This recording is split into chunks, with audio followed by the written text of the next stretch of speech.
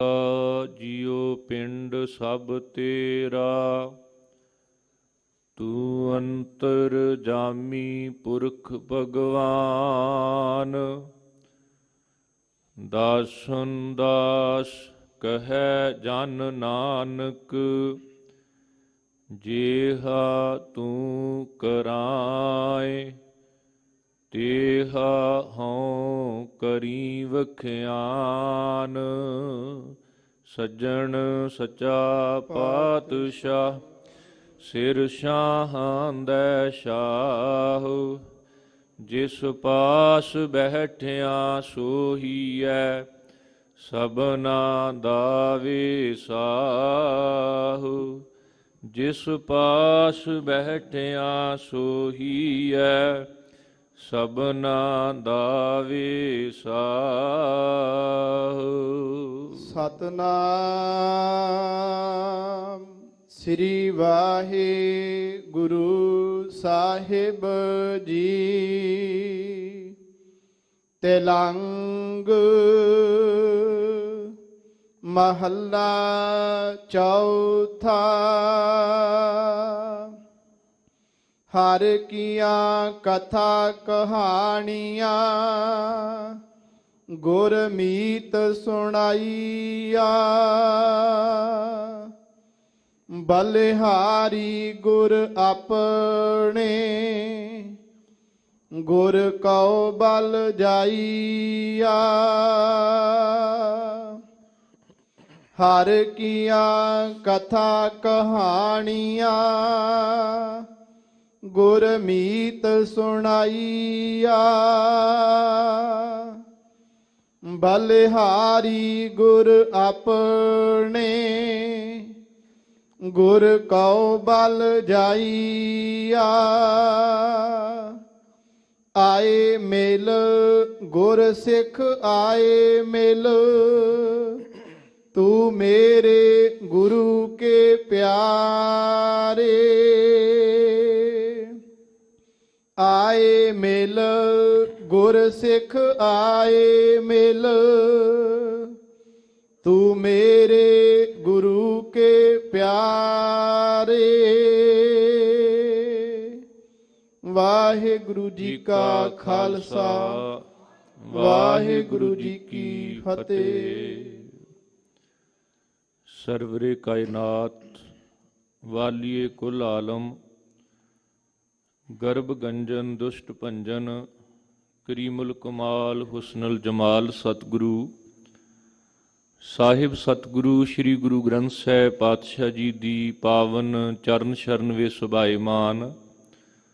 ਬਹੁਤ ਹੀ ਵਡਭਾਗੀ ਗੁਰਸਿੱਖ ਸਤਸੰਗੀ ਜਨੋ, ਸਤਿਗੁਰਾਂ ਦੀ ਅਪਾਰ ਮਿਹਰਾਮਨ ਦੇ ਸਦਕਾ ਦੇਸ਼ ਵਿਦੇਸ਼ ਅਤੇ ਦੀਵਾਨ ਸਥਾਨ ਗੁਰਦੁਆਰਾ ਸ੍ਰੀ ਮੰਜੀ ਸਾਹਿਬ, ਸ੍ਰੀ ਅੰਮ੍ਰਿਤਸਰ ਸਾਹਿਬ ਵਿਖੇ ਜੁੜ ਬੈਠ ਕੇ ਮਾਲਕ ਦਾ ਹਰ ਜਸ ਗਾਇਨ ਕਰਨ ਦਾ, ਸਰਵਣ ਕਰਨ ਦਾ ਸੁਭਾਗ ਸਮਾਂ ਪ੍ਰਾਪਤ ਹੋਇਆ ਹੈ।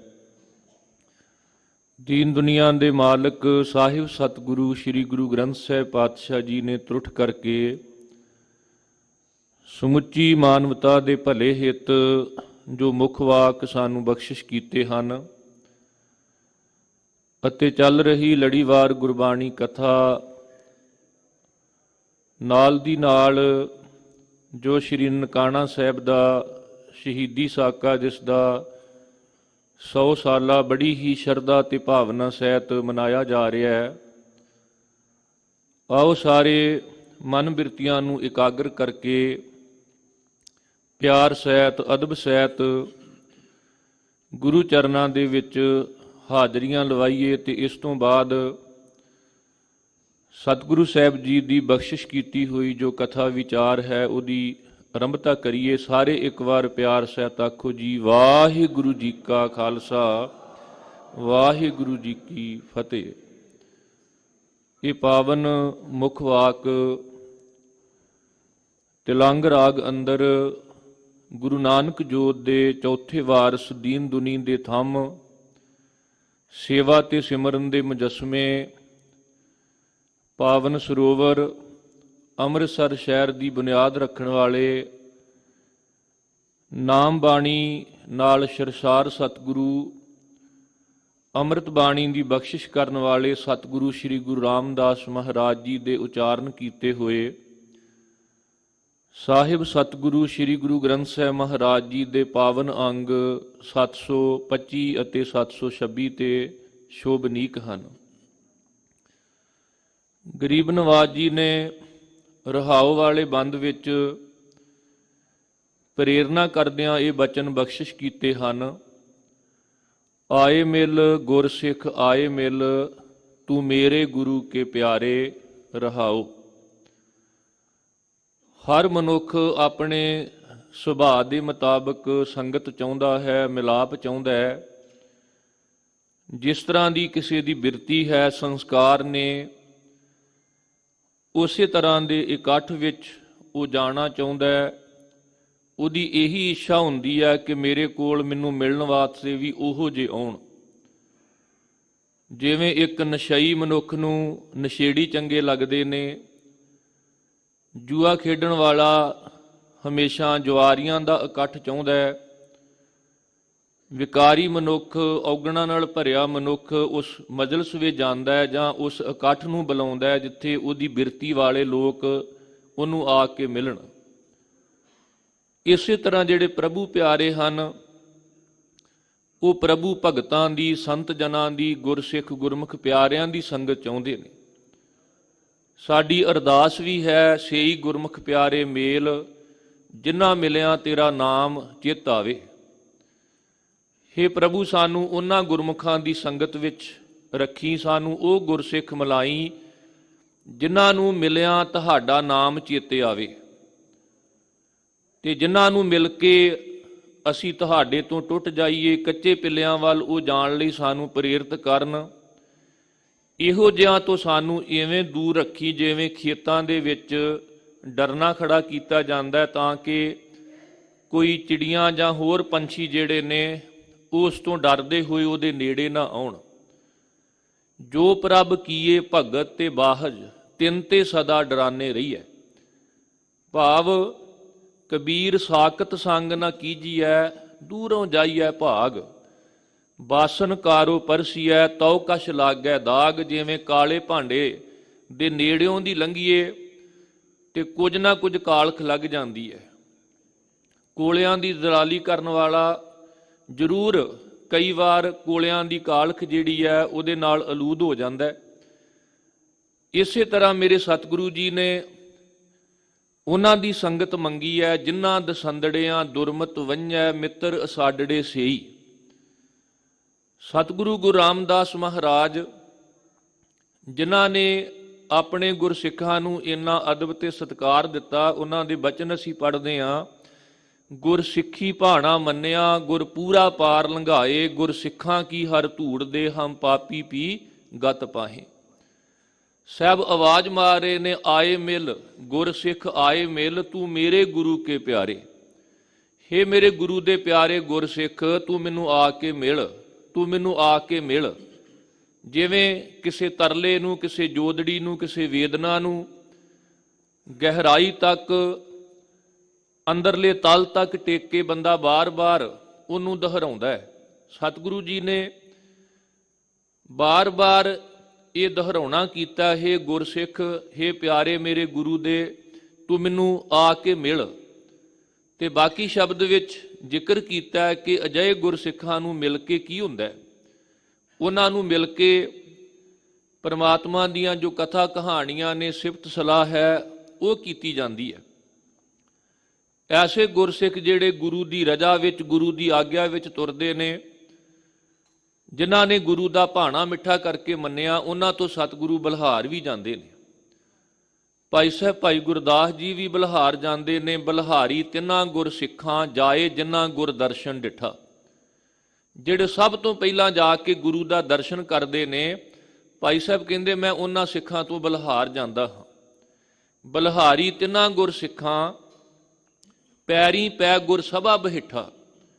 ਜਿਹੜੇ ਨਿਰਹੰਕਾਰ ਹੋ ਕੇ, ਨਿਮਰਤਾ ਨਾਲ ਝੁਕ ਕੇ ਗੁਰੂ ਕੀ ਸਭਾ ਵਿੱਚ, ਗੁਰੂ ਕੀ ਸੰਗਤ ਵਿੱਚ ਆ ਕੇ ਬੜਾ ਝੁਕ ਕੇ ਦੂਜਿਆਂ ਨੂੰ ਸਤਿਕਾਰ ਦੇ ਕੇ ਮੱਥਾ ਟੇਕਦੇ ਨੇ ਤੇ ਬੈਠਦੇ ਨੇ, ਉਹ ਸਿੱਖ ਭਾਵੇਂ ਡਾਕਟਰ ਹੋਵੇ, ਇੰਜੀਨੀਅਰ ਹੋਵੇ, ਜੱਜ ਹੋਵੇ, ਪ੍ਰਧਾਨ ਮੰਤਰੀ ਹੋਵੇ, ਮੁੱਖ ਮੰਤਰੀ ਹੋਵੇ, ਕਿਸੇ ਪਦਵੀ ਤੇ ਹੋਵੇ, ਉਹ ਜਦੋਂ ਵੀ ਗੁਰੂ ਕੀ ਸੰਗਤ ਵਿੱਚ ਆਉਂਦਾ ਹੈ ਤੇ ਬੜੀ ਨਿਮਰਤਾ ਨਾਲ ਆਪਣਾ ਅਹੁਦਾ ਪਰੇ ਰੱਖ ਕੇ, ਨਿਮਰਤਾ ਨਾਲ ਝੁਕ ਕੇ, ਕਿਉਂਕਿ ਪੈਰੀ ਪਵਣਾ ਜਗ ਵਰਤਾਇਆ, ਇਹ ਨਿਮਰਤਾ ਦਾ ਸੂਚਕ ਹੈ।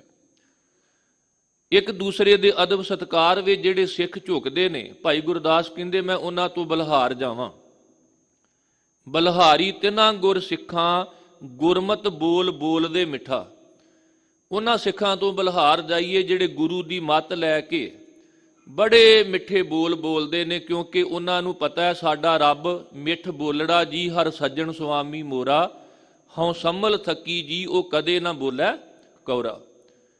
ਫਿਰ ਗੁਰੂ ਕੀ ਬਾਣੀ ਮਿੱਠੀ ਹੈ, ਅੰਮ੍ਰਿਤ ਬਾਣੀ ਹਰ ਹਰ ਤੇਰੀ, ਸੁਣ ਸੁਣ ਹੋਵੇ ਪਰਮਗਤ ਮੇਰੀ, ਹਮਾਰੀ ਪਿਆਰੀ ਅੰਮ੍ਰਿਤ ਧਾਰੀ, ਗੁਰ ਨਿਮਖ ਨਾ ਮਨ ਤੇ ਟਾਰੀ ਰੇ। ਅੰਮ੍ਰਿਤ ਧਾਰਾ ਦਾ ਮਤਲਬ ਹੈ ਮਿੱਠੀ ਹੈ, ਅੰਮ੍ਰਿਤ ਦੀ ਧਾਰ ਹੈ। ਸਤਿਗੁਰੂ ਮਿੱਠ ਬੋਲੜੇ ਨੇ ਤੇ ਗੁਰਸਿੱਖ ਵੀ ਬੜੇ ਮਿੱਠੇ ਪਿਆਰ ਵਾਲੇ ਬੋਲ ਬੋਲਦੇ ਨੇ, ਤੇ ਭਾਈ ਗੁਰਦਾਸ ਜੀ ਕਹਿੰਦੇ ਮੈਂ ਉਹਨਾਂ ਤੋਂ ਬਲਹਾਰ ਜਾਵਾਂ। ਬਲਹਾਰੀ ਤਿੰਨਾਂ ਗੁਰ ਸਿੱਖਾਂ, ਗੁਰ ਸੇਵਾ ਜਾਣ ਅਬਰਿੱਠਾ, ਜਿਹੜੇ ਗੁਰੂ ਦੀ ਸੇਵਾ ਨੂੰ ਮਨ ਵਿੱਚ ਚੰਗੀ ਜਾਣ ਕੇ, ਤਨ ਮਨ ਸਮਰਪਿਤ ਕਰਕੇ ਗੁਰੂ ਦਰ ਤੇ ਸੇਵਾ ਕਰਨ ਆਉਂਦੇ ਨੇ। ਬਲਹਾਰੀ ਤਿੰਨਾਂ ਗੁਰ ਸਿੱਖਾਂ, ਪੁੱਤਰ ਮਿੱਤਰ ਗੁਰ ਭਾਈ ਇੱਠਾ, ਜਿਹੜੇ ਆਪਣੇ ਗੁਰ ਭਾਈਆਂ ਨੂੰ ਆਪਣੇ ਪੁੱਤਰਾਂ ਵਾਂਗ, ਆਪਣੇ ਮਿੱਤਰਾਂ ਵਾਂਗ ਜਾਣਦੇ ਨੇ, ਭਾਵ ਸੰਗਤ ਨਾਲ ਸਭ ਤੋਂ ਉੱਤਮ ਨਾਤਾ ਜੋੜਦੇ ਨੇ। ਭਾਈ ਸਾਹਿਬ ਜੀ ਨੇ ਬਚਨ ਕਹੇ, ਕਹਿਣ ਲੱਗੇ ਬਲਹਾਰੀ ਤਿੰਨਾਂ ਗੁਰ ਸਿੱਖਾਂ, ਆਪ ਤਰੇ ਤਾਰੇਨ ਸਰਿੱਠਾ। ਬਲਹਾਰ ਜਾਈਏ ਉਹਨਾਂ ਗੁਰਸਿੱਖਾਂ ਤੋਂ ਜਿਹੜੇ ਆਪ ਗੁਰੂ ਨਾਲ ਜੁੜ ਕੇ ਤਰਦੇ ਨੇ ਤੇ ਸ੍ਰਿਸ਼ਟੀ ਨੂੰ ਤਾਰਨ ਦਾ ਸਵੱਬ ਬਣਾਉਂਦੇ ਨੇ। ਭਾਈ ਮਨ ਜੀ ਵਰਗੇ ਜਿਨ੍ਹਾਂ ਦੀ ਸੇਵਾ ਤੋਂ ਖੁਸ਼ ਹੋ ਕੇ ਗੁਰੂ ਅਰਜਨ ਦੇਵ ਮਹਾਰਾਜ ਨੇ ਬਚਨ ਕਹੇ ਸਨ, ਮੰਝ ਪਿਆਰਾ ਗੁਰੂ ਕੋ ਗੁਰੂ ਮੰਝ ਪਿਆਰਾ, ਮੰਝ ਗੁਰੂ ਕਾ ਬੋਹਿ ਥਾ ਜਗ ਲੰਘਣ ਹਾਰਾ। ਭਾਈ ਮਨ ਜੀ ਕੇਵਲ ਤੁਸੀਂ ਆਪ ਹੀ ਪਾਰ ਨਹੀਂ ਹੋਏ, ਤੁਸੀਂ ਜਹਾਜ਼ ਬਣ ਗਏ। ਤੁਹਾਡੀ ਸੇਵਾ, ਤੁਹਾਡਾ ਸਿਦਕ ਭਰੋਸਾ, ਗੁਰੂ ਤੇ ਵਿਸ਼ਵਾਸ, ਇੱਕ ਪਾਸੇ ਲੱਗਣਾ, ਦੁਬਦਾ ਨੂੰ ਤਿਆਗਣਾ, ਸੱਚਮੁੱਚ ਦੂਜਿਆਂ ਵਾਸਤੇ ਮਾਰਗ ਦਰਸ਼ਨ ਹੋਵੇਗਾ, ਗਾਡੀ ਰਾਹ ਹੋਵੇਗਾ। ਜਿਹੜਾ ਵੀ ਗੁਰੂ ਨਾਲ ਐਵੇਂ ਜੁੜੇਗਾ ਉਹਦੇ ਲਈ ਤੁਹਾਡੀ ਸਿੱਖਿਆ ਇੱਕ ਬੋਹਿਤ ਜਹਾਜ਼ ਦੀ ਤਰ੍ਹਾਂ, ਤੇ ਉਹਨਾਂ ਲਈ ਪਾਰ ਕਰਨ ਦਾ ਉਹ ਵਸੀਲਾ ਤੇ ਸਵੱਬ ਬਣੇਗੀ। ਭਾਈ ਸਾਹਿਬ ਨੇ ਬਚਨ ਕਹੇ, ਬਲਹਾਰੀ ਤਿੰਨਾਂ ਗੁਰ ਸਿੱਖਾਂ, ਆਪ ਤਰੇ ਤਾਰੇਨ ਸਰਿੱਠਾ, ਗੁਰ ਸਿੱਖ ਮਿਲਿਆ ਪਾਪ ਪਣਿਠਾ।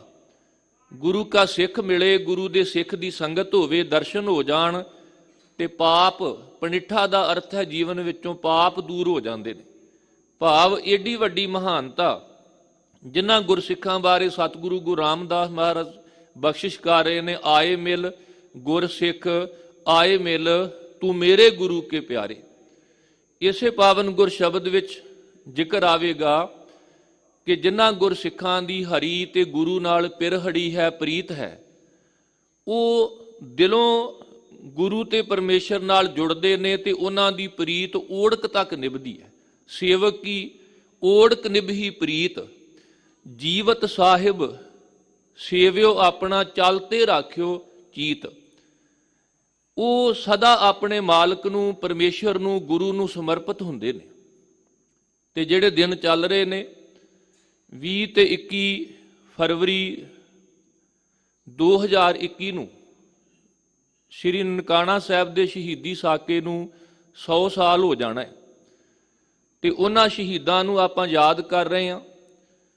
ਉਹਨਾਂ ਦੀ ਯਾਦ ਵਿੱਚ ਬੜੀ ਸ਼ਰਧਾ ਭਾਵਨਾ ਦੇ ਨਾਲ ਸਰਦਾਰ ਲਛਮਣ ਸਿੰਘ ਧਾਰੋਵਾਲੀ, ਜਿਨ੍ਹਾਂ ਦੇ ਪਰਿਵਾਰ ਦਾ ਪਹਿਲਾ ਪਿਛੋਕੜ ਪਿੰਡ ਧਾਰੋਵਾਲੀ ਹੈ, ਬਾਅਦ ਵਿੱਚ ਜਿੱਥੇ ਹੁਣ ਅੱਜ ਕੱਲ੍ਹ ਪਾਕਿਸਤਾਨ ਦੇ ਵਿੱਚ ਉਹ ਆਪਣੀ ਖੇਤੀ ਕਰਦੇ ਸਨ, ਔਰ ਭਾਰਤ ਪਾਕਿਸਤਾਨ ਦੀ ਵੰਡ ਤੋਂ ਬਾਅਦ ਉਹਨਾਂ ਦਾ ਪਰਿਵਾਰ ਜਿੱਥੇ ਜ਼ਮੀਨ ਅਲਾਟ ਹੋਈ, ਬਟਾਲੇ ਤੋਂ ਜਦੋਂ ਗੁਰਦਾਸਪੁਰ ਨੂੰ ਜਾਈਏ ਤੇ ਗੋਦਰਪੁਰ ਪਿੰਡ ਜਿੱਥੇ ਸਰਦਾਰ ਲਛਮਣ ਸਿੰਘ ਧਾਰੋਵਾਲੀ ਦੇ ਪਰਿਵਾਰ ਦੇ ਮੈਂਬਰ ਉੱਥੇ ਆ ਕੇ ਬੈਠੇ ਨੇ।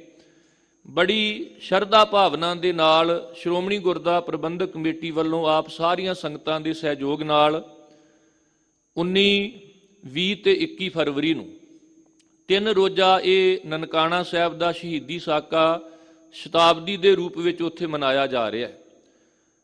ਉਹਨਾਂ ਗੁਰਸਿੱਖਾਂ ਦਾ ਸਤਿਗੁਰੂ ਨਾਲ, ਗੁਰਧਾਮਾਂ ਨਾਲ ਇੰਨਾ ਪਿਆਰ ਸੀ ਕਿ ਉਹ ਗੁਰਧਾਮਾਂ ਨੂੰ ਆਜ਼ਾਦ ਕਰਨ ਵਾਸਤੇ ਉਹਨਾਂ ਨੇ ਆਪਣੀਆਂ ਕੁਰਬਾਨੀਆਂ ਦਿੱਤੀਆਂ। ਜਦੋਂ ਪਿਰਹੜੀ ਦਾ ਜ਼ਿਕਰ, ਪ੍ਰੀਤ ਦਾ ਜ਼ਿਕਰ ਭਾਈ ਗੁਰਦਾਸ ਜੀ ਕਰਦੇ ਨੇ ਤੇ ਉਹਨਾਂ ਦੀਆਂ 2 ਪੌੜੀਆਂ ਦੇ ਵਿੱਚ, ਇੱਕ ਵਿੱਚ ਤੇ ਉਦਾਹਰਨ ਹੈ ਜਿਹੜੀ ਕਿ ਚਕੋਰ ਚੰਦਰਮਾ ਨਾਲ ਪ੍ਰੀਤ ਕਰਦੀ ਹੈ, ਮੋਰ ਬਬੀਹੇ ਬੱਦਲ ਵੇਖ ਕੇ ਖੁਸ਼ ਹੁੰਦੇ ਨੇ, ਪਤਨੀ ਪਤੀ ਦੀ ਆਮਦ ਨੂੰ ਵੇਖ ਕੇ ਤੇ ਮਾਂ ਬੱਚਿਆਂ ਨੂੰ ਵੇਖ ਕੇ ਖੁਸ਼ ਹੁੰਦੀ ਹੈ, ਤੇ ਗੁਰੂ ਕਾ ਸਿੱਖ ਤੇ ਸਿੱਖ ਗੁਰੂ ਨਾਲ ਇਸ ਤਰ੍ਹਾਂ ਦੀ ਪ੍ਰੀਤ ਕਰਦੇ ਨੇ। ਸੰਖੇਪ ਵਿੱਚ ਅਰਜ਼ ਕਰਾਂ, ਭਾਈ ਸਾਹਿਬ ਜੀ, ਭਾਈ ਗੁਰਦਾਸ ਜੀ ਨੇ ਜ਼ਿਕਰ ਕੀਤਾ, ਚੰਦ ਚਕੋਰ ਪ੍ਰੀਤ ਹੈ ਲਾਏ ਤਾਰ ਨਿਹਾਲੇ, ਮੋਰ ਬਬੀਹੇ ਬੋਲਦੇ ਵੇਖ ਬੱਦਲ ਕਾਲੇ, ਨਾਰ ਪਧਾਰ ਪਿਆਰ ਹੈ ਮਾਂ ਪੁੱਤ ਸੰਭਾਲੇ, ਪੀਰ ਮੁਰੀਦਾਂ ਪਿਰਹੜੀ ਉਹ ਨਿਭੈ ਨਾਲੇ। ਪੀਰ ਦਾ ਅਰਥ ਗੁਰੂ ਤੇ ਮੁਰੀਦ ਦਾ ਅਰਥ ਸਿੱਖ ਤੇ ਪਿਰਹੜੀ ਦਾ ਅਰਥ ਹੈ ਪ੍ਰੀਤ। ਅੱਜ ਦੇ ਮੁੱਖ ਵਾਕ ਵਿੱਚ ਇਹ ਪਿਰਹੜੀ ਸ਼ਬਦ ਜਿਹੜਾ ਆਉਣਾ ਹੈ ਕਿ ਜਿਨ੍ਹਾਂ ਦੀ ਪ੍ਰੀਤ ਹੈ, ਜਿਨ੍ਹਾਂ ਦਾ ਨਿਉ ਹੈ, ਜਿਨ੍ਹਾਂ ਦਾ ਪਿਆਰ ਹੈ ਆਪਣੇ ਸਤਿਗੁਰੂ ਨਾਲ, ਆਪਣੇ ਇਸ਼ਟ ਮਾਲਕ ਦੇ ਨਾਲ। ਹੁਣ ਸਤਿਗੁਰੂ ਦੇ ਨਾਲ ਸਿੱਖਾਂ ਦਾ ਕਿੰਨਾ ਪਿਆਰ ਸੀ ਕਿ ਕੱਲ ਅਸੀਂ ਇੱਥੇ ਤੱਕ ਜ਼ਿਕਰ ਕੀਤਾ ਸੀ ਕਿ ਸਾਕਾ ਸ੍ਰੀ ਨਨਕਾਣਾ ਸਾਹਿਬ ਦਾ ਜਿਹੜਾ ਪ੍ਰਮੁੱਖ ਕਾਰਨ ਹੈ ਉਹ ਕੀ ਸੀ ਕਿ ਜਦੋਂ ਅੰਗਰੇਜ਼ ਹਕੂਮਤ ਜਿਸ ਨੇ ਯਤਨ ਕੀਤਾ ਕਿ ਗੁਰਸਿੱਖਾਂ ਦੀ ਜਿਹੜੀ ਸ਼ਕਤੀ ਹੈ ਇਸ ਨੂੰ ਖੀਣ ਕੀਤਾ ਜਾਵੇ, ਇਹਨਾਂ ਨੂੰ ਜਿੱਥੋਂ ਜਿੱਥੋਂ ਵੀ ਰੂਹਾਨੀ ਬਲ ਮਿਲਦਾ ਹੈ ਉਹ ਸੋਮੇ ਜਿਹੜੇ ਨੇ ਉਹਨਾਂ ਨੂੰ ਇਸ ਤਰ੍ਹਾਂ ਦਾ ਦੂਸ਼ਿਤ ਕਰ ਦਿੱਤਾ ਜਾਵੇ, ਗੰਧਲਾ ਕਰ ਦਿੱਤਾ ਜਾਵੇ ਕਿ ਉੱਥੋਂ ਗੁਰਮਤਿ ਦੀ ਜਗ੍ਹਾ ਮਨਮਤ ਅਨਮਤ ਦੇ ਜਿਹੜੇ ਝਲਕਾਰੇ ਉਹ ਪੈਣੇ ਸ਼ੁਰੂ ਹੋ ਜਾਣ। ਅੰਗਰੇਜ਼ ਹਕੂਮਤ ਨੇ ਇਸੇ ਜ਼ਬਰ ਦੇ ਦੌਰਾਨ ਜਦੋਂ 1914 ਨੂੰ ਗੁਰਦੁਆਰਾ ਰਕਾਬਗੰਜ ਸਾਹਿਬ ਦਿੱਲੀ, ਜਿੱਥੇ ਧੰਨ ਗੁਰੂ ਤੇਗ ਬਹਾਦਰ ਸਾਹਿਬ ਜੀ ਦੇ ਧੜ ਦਾ ਸੰਸਕਾਰ ਕੀਤਾ ਗਿਆ, ਅੱਜ ਵੀ ਦਿੱਲੀ ਦੀ ਪਾਰਲੀਮੈਂਟ ਤੇ ਜਿਹੜਾ ਤਿਰੰਗਾ ਝੁਲਦਾ ਹੈ ਤੇ ਉਹਦੇ ਸਾਹਮਣੇ ਕੇਸਰੀ ਨਿਸ਼ਾਨ ਸਾਹਿਬ ਗੁਰਦੁਆਰਾ ਰਕਾਬਗੰਜ ਸਾਹਿਬ ਵਿਖੇ ਝੁੱਲ ਰਿਹਾ ਹੈ, ਜਾਂ ਲਾਲ ਕਿਲੇ ਤੇ ਤਿਰੰਗਾ ਝੁੱਲਦਾ ਹੈ ਤੇ ਸਾਹਮਣੇ ਗੁਰਦੁਆਰਾ ਸੀਸਗੰਜ ਸਾਹਿਬ ਜਿੱਥੇ ਗੁਰੂ ਤੇਗ ਬਹਾਦਰ ਸਾਹਿਬ ਨੇ ਸੀਸ ਕਟਾਇਆ ਸੀ ਉੱਥੇ ਕੇਸਰੀ ਨਿਸ਼ਾਨ ਸਾਹਿਬ ਝੁੱਲ ਰਿਹਾ, ਜੋ ਇਸ ਗੱਲ ਦਾ ਪ੍ਰਤੀਕ ਹੈ ਕਿ ਇਸ ਦੇਸ਼ ਦੇ ਤਿਰੰਗੇ ਨੂੰ ਝੁੱਲਣ ਵਾਸਤੇ ਜਿਹੜਾ ਬਲ ਮਿਲਿਆ ਮੁਗਲਾਂ ਤੋਂ ਆਜ਼ਾਦੀ, ਗੁਰੂ ਤੇਗ ਬਹਾਦਰ ਸਾਹਿਬ ਨੇ ਆਪਣਾ ਸੀਸ ਕਟਵਾ ਕੇ ਇਸ ਦੇਸ਼ ਨੂੰ ਆਜ਼ਾਦ ਕਰਵਾਇਆ ਸੀ। ਫਿਰ ਅੰਗਰੇਜ਼ਾਂ ਤੋਂ ਇਸ ਦੇਸ਼ ਨੂੰ ਆਜ਼ਾਦ ਕਰਾਉਣ ਵਾਸਤੇ ਮੈਂ ਕੱਲ ਵੀ ਜ਼ਿਕਰ ਕੀਤਾ ਸੀ ਕਿ ਗੁਰਦੁਆਰਾ ਸੁਧਾਰ ਲਹਿਰ, ਅਕਾਲੀ ਲਹਿਰ ਤੇ ਹੋਰ ਜਿਹੜੀਆਂ ਮੂਵਮੈਂਟਸ ਉਸ ਵੇਲੇ ਚੱਲੀਆਂ, ਸਾਡੇ ਸਿੱਖ ਵਿਦਵਾਨਾਂ, ਬੁੱਧੀਜੀਵੀਆਂ ਅਤੇ ਜਿਹੜੇ ਪ੍ਰਮੁੱਖ ਆਗੂ ਸਨ ਉਹਨਾਂ ਨੇ ਕਿਹਾ ਸੀ ਇਹ ਦੇਸ਼ ਦੀ ਆਜ਼ਾਦੀ ਦੀ ਪਹਿਲੀ ਲੜਾਈ ਜਿਹੜੀ ਹੈ ਇਹ ਫਤਿਹ ਕਰ ਲਈ ਹੈ ਜਦੋਂ ਗੁਰਦੁਆਰਿਆਂ ਦਾ ਪ੍ਰਬੰਧ ਜਿਹੜਾ ਸੀ ਉਹ ਅੰਗਰੇਜ਼ ਸਰਕਾਰ ਨੇ ਮਜਬੂਰ ਹੋ ਕੇ ਮਹੰਤਾਂ ਦੀ ਜਗ੍ਹਾ ਸਿੱਖਾਂ ਦੇ ਹੱਥਾਂ ਵਿੱਚ ਦਿੱਤਾ ਸੀ। ਗੁਰਦੁਆਰਾ ਰਕਾਬਗੰਜ ਸਾਹਿਬ ਦੀ ਜਿਹੜੀ ਕੰਧ ਸੀ ਉਹ ਅੰਗਰੇਜ਼ ਹਕੂਮਤ ਨੇ 1914 ਵਿੱਚ ਇਹ ਬਹਾਨਾ ਲਾਇਆ ਕਿ ਸੜਕ ਸਿੱਧੀ ਕਰਨੀ ਹੈ, 400 ਫੁੱਟ ਲੰਮੀ, 2 ਫੁੱਟ ਚੌੜੀ ਤੇ 11 ਫੁੱਟ ਉੱਚੀ ਕੰਧ ਨੂੰ ਢਾਹ ਕੇ ਸੜਕ ਸਿੱਧੀ ਕਰਨ ਦਾ ਬਹਾਨਾ ਲਾ ਕੇ ਇੱਟਾਂ ਦੀ ਰੋੜੀ ਕੁੱਟ ਕੇ ਸੜਕ ਤੇ ਪਾ ਦਿੱਤੀ ਗਈ। ਸਿੱਖਾਂ ਦੇ ਮਨ ਵਿੱਚ ਇਸ ਗੱਲ ਦਾ ਬੜਾ ਰੋਸ ਸੀ। ਫਿਰ 1915 ਦੇ ਵਿੱਚ ਬੱਜ ਘਾਟ ਤੇ ਕਾਮਾਗਾਟਾ ਮਾਰੂ ਜਹਾਜ਼ ਜਿਹੜਾ ਸੀ ਉਹਦੀ ਘਟਨਾ ਹੋਈ ਤੇ ਬਹੁਤ ਸਾਰੇ ਗੁਰਸਿੱਖ ਉੱਥੇ ਫਟੜ ਹੋ ਗਏ, ਸ਼ਹੀਦੀਆਂ ਪ੍ਰਾਪਤ ਕੀਤੀਆਂ, ਹਿਰਦੇ ਵਲੂੰਧਰੇ ਗਏ। ਉਸ ਤੋਂ ਬਾਅਦ 1919 ਦੇ ਵਿੱਚ ਜਲਿਆਂਵਾਲੇ ਬਾਗ ਦਾ ਜਿਹੜਾ ਸਾਕਾ ਜਨਰਲ ਅਡਵੈਰ ਹੁਕਮ ਦੇ ਕੇ ਬਦੋਸ਼ੀਆਂ ਦੇ ਉੱਪਰ ਗੋਲੀਆਂ ਚਲਾਉਂਦਾ, ਨਿਹੱਥਿਆਂ ਨੂੰ ਮਾਰਦਾ ਤੇ ਅੰਗਰੇਜ਼ਾਂ ਦਾ ਜਿਹੜਾ ਸਰਬਰਾਹ ਸੀ ਅਰੂੜ ਸਿਉ ਉਹ ਸ਼੍ਰੀ ਅਕਾਲ ਤਖਤ ਸਾਹਿਬ ਤੇ ਜਨਰਲ ਅਡਵੈਰ ਨੂੰ ਸਨਮਾਨ ਕਰਦਾ ਪਿਆ ਵੀ ਤੂੰ ਜਲਿਆਂਵਾਲੇ ਬਾਗ ਦਾ ਜਿਹੜਾ ਸਾਕਾ ਵਰਤਾਇਆ, ਬੜਾ ਵਧੀਆ ਕੰਮ ਕੀਤਾ। ਹੁਣ ਇਸ ਤਰ੍ਹਾਂ ਦੀਆਂ ਜਿਹੜੀਆਂ ਹਿਰਦੇ ਵੇਦਕ ਘਟਨਾਵਾਂ ਸਨ ਕਿ ਇੱਕ ਪਾਸੇ ਚਰਿੱਤਰਹੀਣ ਤੇ ਖਾਸ ਕਰਕੇ ਗੁਰਮਤਿ ਤੋਂ ਉਲਟ ਚੱਲਣ ਵਾਲੇ ਭ੍ਰਿਸ਼ਟਾਚਾਰ ਮਹੰਤ ਜਿਹੜੇ ਸਨ ਉਹ ਗੁਰਦੁਆਰਿਆਂ ਵਿੱਚ ਬਹਿ ਕੇ ਕੁਰੀਤੀਆਂ ਕਰ ਰਹੇ ਸਨ। ਗੁਰੂ ਕੇ ਸਿੱਖਾਂ ਨੇ ਜਿਹੜਾ 1917 ਤੇ 18 ਦਾ ਸਮਾਂ ਹੈ, ਜਿੱਥੇ ਜਿੱਥੇ ਵੀ ਕਿਤੇ ਇਕੱਠ ਹੁੰਦਾ, ਸੰਗਤਾਂ ਜੁੜਦੀਆਂ, ਦੀਵਾਨ ਲੱਗਦੇ, ਉਹਨਾਂ ਵੱਡੇ ਵੱਡੇ ਇਕੱਠਾਂ ਦੇ ਵਿੱਚ ਅੰਗਰੇਜ਼ ਹਕੂਮਤ ਦੇ ਵਿਰੁੱਧ ਤੇ ਖਾਸ ਕਰਕੇ ਜਿਹੜੇ ਮਹੰਤ ਕਿਰਦਾਰ ਤੋਂ ਗਿਰੇ ਹੋਏ ਸਨ ਉਹਨਾਂ ਦੇ ਵਿਰੁੱਧ ਸੰਗਤਾਂ ਨੂੰ ਸੁਚੇਤ ਕਰਨਾ ਸ਼ੁਰੂ ਕਰ ਦਿੱਤਾ। ਤੇ ਆਖਰ ਇੱਕ ਦਿਨ ਐਸਾ ਆਇਆ ਕਿ ਅਕਤੂਬਰ 1920 ਨੂੰ ਇਹਨਾਂ ਦੀਵਾਨਾਂ ਤੋਂ, ਇਸ ਪ੍ਰਚਾਰ ਤੋਂ ਪ੍ਰਭਾਵਿਤ ਹੋ ਕੇ ਕੁਝ ਐਸੇ ਗੁਰਸਿੱਖ ਸਨ ਜਿਨ੍ਹਾਂ ਨੇ ਅੰਮ੍ਰਿਤ ਛਕ ਕੇ ਸਿੱਖੀ ਧਾਰਨ ਕੀਤੀ ਤੇ ਜਦੋਂ ਉਹ ਸ਼ੁਕਰਾਨੇ ਵਜੋਂ ਕੜਾਹ ਪ੍ਰਸ਼ਾਦ ਦੀ ਦੇਗ ਕਰਵਾਉਣ ਵਾਸਤੇ ਜਲਿਆਂਵਾਲੇ ਬਾਗ ਵਾਲੇ ਪਾਸੇ ਤੋਂ ਖਾਲਸਾ ਕਾਲਜ ਦੇ ਪ੍ਰਬੰਧਕਾਂ ਨਾਲ, ਖਾਲਸਾ ਬਰਾਦਰੀ ਜਿਹੜੀ ਉਸ ਵੇਲੇ ਜਥੇਬੰਦੀ ਸੀ ਉਹਨਾਂ ਦੇ ਨਾਲ ਸੱਚਖੰਡ ਸ੍ਰੀ ਹਰਿਮੰਦਰ ਸਾਹਿਬ ਵਿਖੇ ਕੜਾਹ ਪ੍ਰਸ਼ਾਦ ਦੀ ਦੇਗ ਕਰਾਉਣ ਵਾਸਤੇ ਪਹੁੰਚੇ ਤੇ ਅੰਦਰ ਜਿਹੜੇ ਮਹੰਤਾਂ ਵੱਲੋਂ ਪੁਜਾਰੀ ਨਿਯੁਕਤ ਕੀਤੇ ਗਏ ਸਨ ਉਹਨਾਂ ਨੇ ਇਹ ਕਹਿ ਕੇ ਕਿ ਇਹ ਅਖੌਤੀ ਸ਼ੂਦਰ ਨੇ, ਇਹ ਅਖੌਤੀ ਅਛੂਤ ਨੇ, ਇਹਨਾਂ ਦੀ ਕੜਾਹ ਪ੍ਰਸ਼ਾਦ ਦੀ ਦੇਗ ਸੱਚਖੰਡ ਸ੍ਰੀ ਹਰਿਮੰਦਰ ਸਾਹਿਬ ਪ੍ਰਵਾਨ ਨਹੀਂ ਕੀਤੀ ਜਾ ਸਕਦੀ। ਗੁਰਸਿੱਖਾਂ ਨੇ ਉਸ ਵੇਲੇ ਯਤਨ ਕੀਤਾ ਕਿ ਜੇ ਗੱਲ ਮੰਨ ਲਈ ਜਾਵੇ, ਕੜਾਹ ਪ੍ਰਸ਼ਾਦ ਦੀ ਦੇਗ ਭੇਟ ਕਰ ਲਈ ਜਾਵੇ ਤੇ ਝਗੜਾ ਇੱਥੇ ਖਤਮ ਹੋ ਸਕਦਾ, ਪਰ ਜਦੋਂ ਉਹਨਾਂ ਨੇ ਹੱਠ ਕੀਤਾ ਤੇ ਆਖਰ ਗੱਲ ਇੱਥੇ ਨਿਬੜੀ ਕਿ ਧੰਨ ਗੁਰੂ ਗ੍ਰੰਥ ਸਾਹਿਬ ਮਹਾਰਾਜ ਜੀ ਦੇ ਪਾਵਨ ਚਰਨਾਂ ਵਿੱਚ ਅਰਦਾਸ ਕਰਕੇ ਮੁੱਖ ਵਾਕ ਲੈਣਾ ਚਾਹੀਦਾ। ਤੇ ਜਦੋਂ ਪਾਵਨ ਮੁੱਖ ਵਾਕ ਲਿਆ ਗਿਆ ਤੇ ਮੁੱਖ ਵਾਕ ਦੇ ਵਿੱਚ ਸਤਿਗੁਰਾਂ ਜ਼ਿਕਰ ਕੀਤਾ, ਨਿਗੁਣਿਆਂ ਨੂੰ ਆਪੇ ਬਖਸ਼ ਲੈ ਭਾਈ। ਤੇ ਇਹ ਹੁਕਮਨਾਮਾ ਸੁਣ ਕੇ ਸਾਰਿਆਂ ਦੇ ਨੇਤਰ ਜਿਹੜੇ ਸਨ ਉਹ ਨਮ ਹੋ ਗਏ। ਜਿਹੜੇ ਪੁਜਾਰੀ ਵੀ ਸਨ ਉਹਨਾਂ ਨੇ ਵੀ ਆਪਣਾ ਹੱਥ ਛੱਡ ਦਿੱਤਾ ਜਦੋਂ ਕੜਾਹ ਪ੍ਰਸ਼ਾਦ ਦੀ ਦੇਗ ਅੰਦਰ ਪ੍ਰਵਾਨ ਕੀਤੀ ਗਈ। ਤੇ ਇਸ ਤੋਂ ਬਾਅਦ ਸ਼ੁਕਰਾਨਾ ਕਰਨ ਵਾਸਤੇ ਸ੍ਰੀ ਅਕਾਲ ਤਖਤ ਸਾਹਿਬ ਵਿਖੇ ਜਥਾ ਪਹੁੰਚਿਆ ਤੇ ਜਿਹੜੇ ਸ੍ਰੀ ਅਕਾਲ ਤਖਤ ਸਾਹਿਬ ਵਿਖੇ ਪੁਜਾਰੀ ਸਨ ਉਹ ਆਪਣੇ ਆਪ ਹੀ ਡਰਦੇ ਭੱਜ ਗਏ ਅਕਾਲ ਤਖਤ ਸਾਹਿਬ ਨੂੰ ਛੱਡ ਕੇ। ਉਸ ਵੇਲੇ ਸੰਗਤਾਂ ਨੇ ਉੱਥੇ ਇਕੱਠ ਕਰਕੇ ਕੁਝ ਮੈਂਬਰਾਂ ਦਾ ਗਠਨ ਕਰਕੇ ਇੱਕ ਕਮੇਟੀ ਕਾਇਮ ਕੀਤੀ ਜਿਹਦੇ ਤੋਂ ਸ਼੍ਰੋਮਣੀ ਗੁਰਦੁਆਰਾ ਪ੍ਰਬੰਧਕ ਕਮੇਟੀ ਦਾ ਮੁੱਢ ਵੱਜਦਾ। 15 ਨਵੰਬਰ 1920 ਨੂੰ ਸ਼੍ਰੋਮਣੀ ਗੁਰਦੁਆਰਾ ਪ੍ਰਬੰਧਕ ਕਮੇਟੀ ਦਾ ਮੁੱਢ ਵੱਜਦਾ, ਫਿਰ ਅਕਾਲੀ ਦਲ ਹੋਂਦ ਦੇ ਵਿੱਚ ਆਉਂਦਾ ਤੇ ਗੁਰਸਿੱਖਾਂ ਨੇ ਉਪਰਾਲਾ ਕਰਕੇ ਸ਼੍ਰੀ ਦਰਬਾਰ ਸਾਹਿਬ ਤਰਨਤਾਰਨ ਜਿਹਦੀਆਂ ਪ੍ਰਕਰਮਾਂ ਦੇ ਵਿੱਚ ਮੁਜਰੇ ਲੱਗਦੇ ਸਨ, ਉੱਥੋਂ ਦੇ ਮਹੰਤ ਜਿਹੜੇ ਕਿਰਦਾਰ ਤੋਂ ਗਿਰ ਚੁੱਕੇ ਸਨ ਤੇ ਖਾਸ ਕਰਕੇ ਜਦੋਂ ਕੋਈ ਇਸ ਗੱਲ ਦੀ ਵਿਰੋਧਤਾ ਕਰਦਾ ਤੇ ਸਰਦਾਰ ਸੰਤ ਸਿੰਘ ਹੋਣਾ ਦੇ ਬੱਚੇ ਨੂੰ ਚੁੱਕ ਕੇ ਸਰੋਵਰ ਵਿੱਚ ਸੁੱਟ ਕੇ ਮਾਰ ਦਿੱਤਾ ਗਿਆ, ਬੇਪਤੀ ਕੀਤੀ ਗਈ, ਉੱਥੇ ਧੀਆਂ ਭੈਣਾਂ ਦੀ ਕਤਲੋਗਾਰਦ ਹੋਈ। ਤੇ ਜਦੋਂ ਸ਼੍ਰੀ ਅਕਾਲ ਤਖਤ ਸਾਹਿਬ ਵਿਖੇ ਆ ਕੇ ਸਰਦਾਰ ਸੰਤ ਸਿੰਘ ਹੋਣਾ ਦੀ ਪਤਨੀ ਨੇ ਬੇਨਤੀ ਕੀਤੀ ਸੀ, ਖਾਲਸਾ ਜੀ ਮੇਰਾ ਪਤੀ ਮਾਰ ਦਿੱਤਾ ਗਿਆ, ਮੇਰਾ ਬੱਚਾ ਮਾਰ ਦਿੱਤਾ ਗਿਆ, ਬਹੁਤ ਸਾਰੀਆਂ ਔਰਤਾਂ ਨੂੰ ਬੇਪਤ ਕੀਤਾ ਗਿਆ, ਤੁਸੀਂ ਕੋਈ ਹੀਲਾ ਕਰੋ। ਤੇ ਇੱਧਰ ਸ਼੍ਰੀ ਅਕਾਲ ਤਖਤ ਸਾਹਿਬ ਦਾ ਪ੍ਰਬੰਧ, ਸੱਚਖੰਡ ਸ੍ਰੀ ਹਰਿਮੰਦਰ ਸਾਹਿਬ ਦਾ ਪ੍ਰਬੰਧ ਗੁਰਸਿੱਖਾਂ ਨੇ ਆਪਣੇ ਹੱਥਾਂ ਵਿੱਚ ਲਿਆ ਸੀ। ਜਥੇਦਾਰ ਤੇਜਾ ਸਿੰਘ ਭੁੱਚਰ ਦੀ ਅਗਵਾਈ ਵਿੱਚ ਜਦੋਂ ਜਥਾ ਤੁਰਿਆ ਤੇ ਕਮਿਸ਼ਨਰ ਨੇ ਰੋਕ ਲਿਆ। ਜਦੋਂ ਇਹ ਗੱਲ ਸੁਣੀ ਕਿ ਉਧਰੋਂ ਕਮਿਸ਼ਨਰ ਦੇ ਦਖਲ ਨਾਲ ਜਥਾ ਰੋਕ ਲਿਆ ਗਿਆ ਤੇ ਅਲਾਦੀਨਪੁਰ ਤਰਨਤਾਰਨ ਜ਼ਿਲ੍ਹਾ ਉਸ ਵੇਲੇ ਅੰਮ੍ਰਿਤਸਰ ਸੀ, ਸਰਦਾਰ ਹਜ਼ਾਰਾ ਸਿੰਘ ਤੇ ਸਰਦਾਰ ਹੁਕਮ ਸਿੰਘ ਵਸਾਊ ਕੋਟ ਗੁਰਦਾਸਪੁਰ ਤੋਂ ਇਹ ਆਪਣੇ ਜਥੇ ਸਮੇਤ ਜੋ ਕੁਝ ਤਰਨਤਾਰਨ ਦਰਬਾਰ ਸਾਹਿਬ ਦੀਆਂ ਪ੍ਰਕਰਮਾਂ ਵਿੱਚ ਕੁਕਰਮ ਹੋ ਰਹੇ ਸਨ ਉਹਨਾਂ ਨੂੰ ਰੋਕਣ ਲਈ ਸ਼ਾਂਤਮਈ ਢੰਗ ਨਾਲ ਗਏ। ਜਨਵਰੀ ਦਾ ਮਹੀਨਾ ਤੇ 1921 ਜਦੋਂ ਉੱਥੋਂ ਦੇ ਮਹੰਤਾਂ ਨੇ ਛਵੀਆਂ ਨਾਲ, ਟੋਕਿਆਂ ਨਾਲ, ਗੋਲੀਆਂ ਦੇ ਨਾਲ ਅੰਨ੍ਹੇਵਾਹ ਸਿੱਖਾਂ ਦੇ ਉੱਪਰ ਹਮਲਾ ਕੀਤਾ, ਬਹੁਤ ਸਾਰੇ ਸਿੱਖ ਫੱਟੜ ਕਰ ਦਿੱਤੇ ਗਏ, ਜਿਨ੍ਹਾਂ ਵਿੱਚੋਂ ਸਰਦਾਰ ਹਜ਼ਾਰਾ ਸਿੰਘ ਅਲਾਦੀਨਪੁਰ ਵਾਲੇ, ਜਿਨ੍ਹਾਂ ਨੂੰ ਅਸੀਂ ਜ਼ਿਲ੍ਹਾ ਤਰਨਤਾਰਨ, ਜ਼ਿਲ੍ਹਾ ਅੰਮ੍ਰਿਤਸਰ ਤੇ ਅੱਜ ਕੱਲ੍ਹ ਜ਼ਿਲ੍ਹਾ ਉਹ ਤਰਨਤਾਰਨ ਸਾਹਿਬ ਹੈ, ਉਹਨਾਂ ਦਾ ਪਿੰਡ ਵੀ ਦੀਨਪੁਰ, ਜਿਹਨੂੰ ਅਲਾਦੀਨਪੁਰ ਪਿੰਡ ਕਿਹਾ ਜਾਂਦਾ ਹੈ, ਉਹ ਤਰਨਤਾਰਨ ਸਾਹਿਬ ਦੇ ਨੇੜੇ ਹੀ ਹੈ।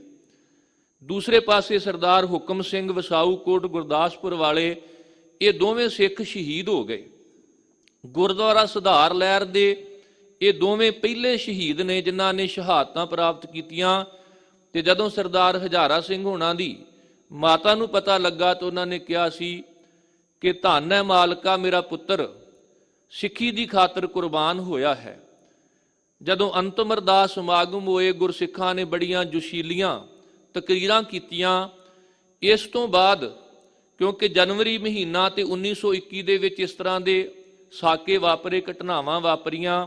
ਗੁਰੂ ਕੇ ਸਿੱਖ ਲਗਾਤਾਰ ਯਤਨ ਕਰ ਰਹੇ ਸਨ ਕਿ ਭਾਵੇਂ ਗੰਡਾ ਸਿੰਘ ਮਹੰਤ ਹੈ ਉਹਦੇ ਤੋਂ ਜਿਹੜਾ ਸਿਆਲਕੋਟ ਬਾਬੇ ਕੀ ਬੇਰ ਉਸ ਸਥਾਨ ਨੂੰ ਆਜ਼ਾਦ ਕਰਵਾਇਆ ਜਾਵੇ। ਇੱਧਰ ਸੁੰਦਰ ਸਿੰਘ ਜਿਹੜਾ ਗੁਰੂ ਕੇ ਬਾਗ ਦਾ ਮਹੰਤ ਸੀ ਉਹ ਵੀ ਮਨ ਚਾਹੀਆਂ ਕਰ ਰਿਹਾ ਸੀ, ਉਹਦੇ ਤੋਂ ਗੁਰੂ ਕੇ ਬਾਗ ਦਾ ਪ੍ਰਬੰਧ ਆਪਣੇ ਹੱਥਾਂ ਵਿੱਚ ਲਿਆ ਜਾਵੇ। ਇਹ ਸਾਰਾ ਮੁੱਢ ਵੱਜ ਰਿਹਾ ਸੀ ਸ੍ਰੀ ਨਨਕਾਣਾ ਸਾਹਿਬ ਦੇ ਸਾਕੇ ਦਾ।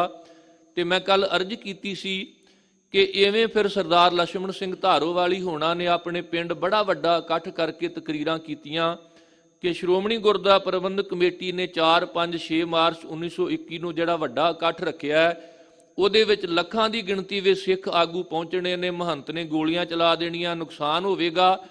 ਕਿਉਂ ਨਾ ਹੋਵੇ ਕਿ ਮਾਰਚ ਮਹੀਨੇ ਤੋਂ ਪਹਿਲਾਂ ਹੀ 20 ਤੇ 21 ਫਰਵਰੀ ਜਿਹੜੀ ਆ ਇਹ ਜਾ ਕੇ ਸ਼ਾਂਤਮਈ ਢੰਗ ਦੇ ਨਾਲ ਸ਼੍ਰੀ ਨਨਕਾਣਾ ਸਾਹਿਬ ਨੂੰ ਆਜ਼ਾਦ ਕਰਵਾਇਆ ਜਾਵੇ। ਜਿਸ ਤਰ੍ਹਾਂ ਗੁਰੂ ਕੇ ਸਿੱਖ ਸ਼੍ਰੀ ਨਨਕਾਣਾ ਸਾਹਿਬ ਨੂੰ ਆਜ਼ਾਦ ਕਰਾਉਣ ਵਾਸਤੇ ਗਏ, ਕੱਲ 20 ਤੇ 21 ਫਰਵਰੀ ਨੂੰ ਗੁਰਮੁਖ ਪਿਆਰੇ ਆਪ ਜੀ ਨੂੰ ਇਹ ਸਾਕੇ ਦੀ ਜਿਹੜੀ ਕਥਾ ਹੈ ਉਹ ਸਰਵਣ ਕਰਵਾਉਣਗੇ। ਹੁਣ ਇਹੋ ਜਿਹੇ ਗੁਰਸਿੱਖ ਜਿਨ੍ਹਾਂ ਦਾ ਸਤਿਗੁਰੂ ਦੇ ਨਾਲ ਪਿਆਰ ਤੇ ਸੱਚਮੁੱਚ ਭਾਈ ਗੁਰਦਾਸ ਜੀ ਨੇ ਜਿਹੜੀ ਦੂਜੀ ਪੌੜੀ ਲਿਖੀ ਹੈ ਨਾ, ਉਹਦੇ ਵਿੱਚ ਦੁਨਿਆਵੀ ਪ੍ਰੀਤ ਦਾ ਜ਼ਿਕਰ ਕੀਤਾ ਹੈ। ਜਿਨ੍ਹਾਂ ਨੇ ਹੱਡ ਮਾਸ ਹੱਡ ਚੰਮ ਦੀ ਪ੍ਰੀਤੀ, ਵਾਸ਼ਨਾਵਾਂ ਵਾਲੀ ਪ੍ਰੀਤੀ ਦੀ ਖਾਤਰ ਕੁਰਬਾਨੀਆਂ ਕੀਤੀਆਂ। ਤੇ ਅੱਜ ਵੀ ਸਾਡਾ ਜਿਹੜਾ ਨੌਜਵਾਨ ਗੁਰਸਿੱਖ ਹੈ ਉਹਨੂੰ ਚਾਹੀਦਾ ਹੈ ਕਿ ਉਹ ਕਿਸੇ ਸੁਣਨ ਦੀ ਬਜਾਏ ਕਿ ਕੋਈ ਜੰਡ ਹੇਠ ਮਾਰਿਆ ਗਿਆ ਹੱਡ ਚੰਮ ਦੀ ਪ੍ਰੀਤੀ ਦੇ ਕਾਰਨ, ਇਹਦੀ ਜਗ੍ਹਾ ਸੁਣਿਆ ਜਾਵੇ ਉਸ ਜੰਡ ਦਾ ਇਤਿਹਾਸ ਜਿੱਥੇ ਸਰਦਾਰ ਲਛਮਣ ਸਿੰਘ ਦੇ ਸਮੇਤ ਜੰਡਾਂ ਨਾਲ ਬੰਨ ਕੇ ਸਾੜੇ ਗਏ, ਜਿਨ੍ਹਾਂ ਨੂੰ ਟੁਕੜੇ ਟੁਕੜੇ ਕਰ ਦਿੱਤਾ ਗਿਆ।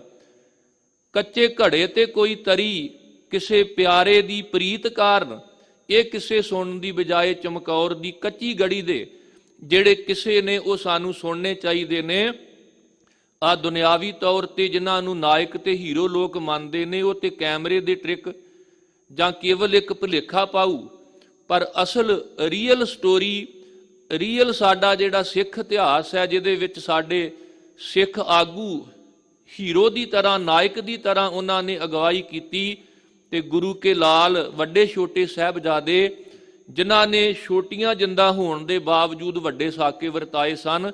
ਇਸੇ ਕਰਕੇ ਸ਼ਹੀਦ ਹੋਣ ਵਾਲੇ ਗੁਰਸਿੱਖ ਆਖਦੇ ਸਨ, ਸਿੱਖਨ ਕਾਜ ਸੋ ਗੁਰੂ ਸਵਾਰੇ, ਸੀਸ ਦੀਏ ਸਨ ਨਿਜ ਪਰਵਾਰੇ, ਹਮ ਕਾਰਨ ਗੁਰ ਕੁਲੈ ਗਵਾਈ, ਹਮ ਕੁਲ ਰਾਖੈ ਕਵਨ ਵਡਾਈ। ਐਸੇ ਗੁਰਸਿੱਖ ਸਤਿਗੁਰੂ ਦੀ ਪ੍ਰੀਤ ਨਿਭਾਉਂਦੇ ਹੋਏ ਪਿਰਹੜੀ ਦੀ ਖਾਤਰ ਆਪਣਾ ਆਪ ਕੁਰਬਾਨ ਕਰ ਗਏ। ਤੇ ਭਾਈ ਗੁਰਦਾਸ ਜੀ ਨੇ ਬਚਨ ਲਿਖੇ, ਲੇਲਾ ਮਜਨੂ ਆਸ਼ਕੀ ਚੋਂ ਚੱਕੀ ਜਾਤੀ। ਉਹਨਾਂ ਨੇ ਦੁਨਿਆਵੀ ਉਦਾਹਰਨਾਂ ਦੇ ਕੇ ਸਮਝਾਇਆ, ਸੋਰਠ ਬੀਜਾ ਗਾਵੀਐ ਜਸ ਸੁਗਣਾ ਵਾਤੀ, ਮਹੀਵਾਲ ਨੂੰ ਸੋਹਣੀ ਨੈ ਤਰਦੀ ਰਾਤੀ। ਤੇ ਭਾਈ ਸਾਹਿਬ ਜੀ ਕਹਿੰਦੇ, ਪੀਰ ਮੁਰੀਦਾਂ ਪਿਰਹੜੀ ਗਾਵਨ ਪ੍ਰਭਾਤੀ।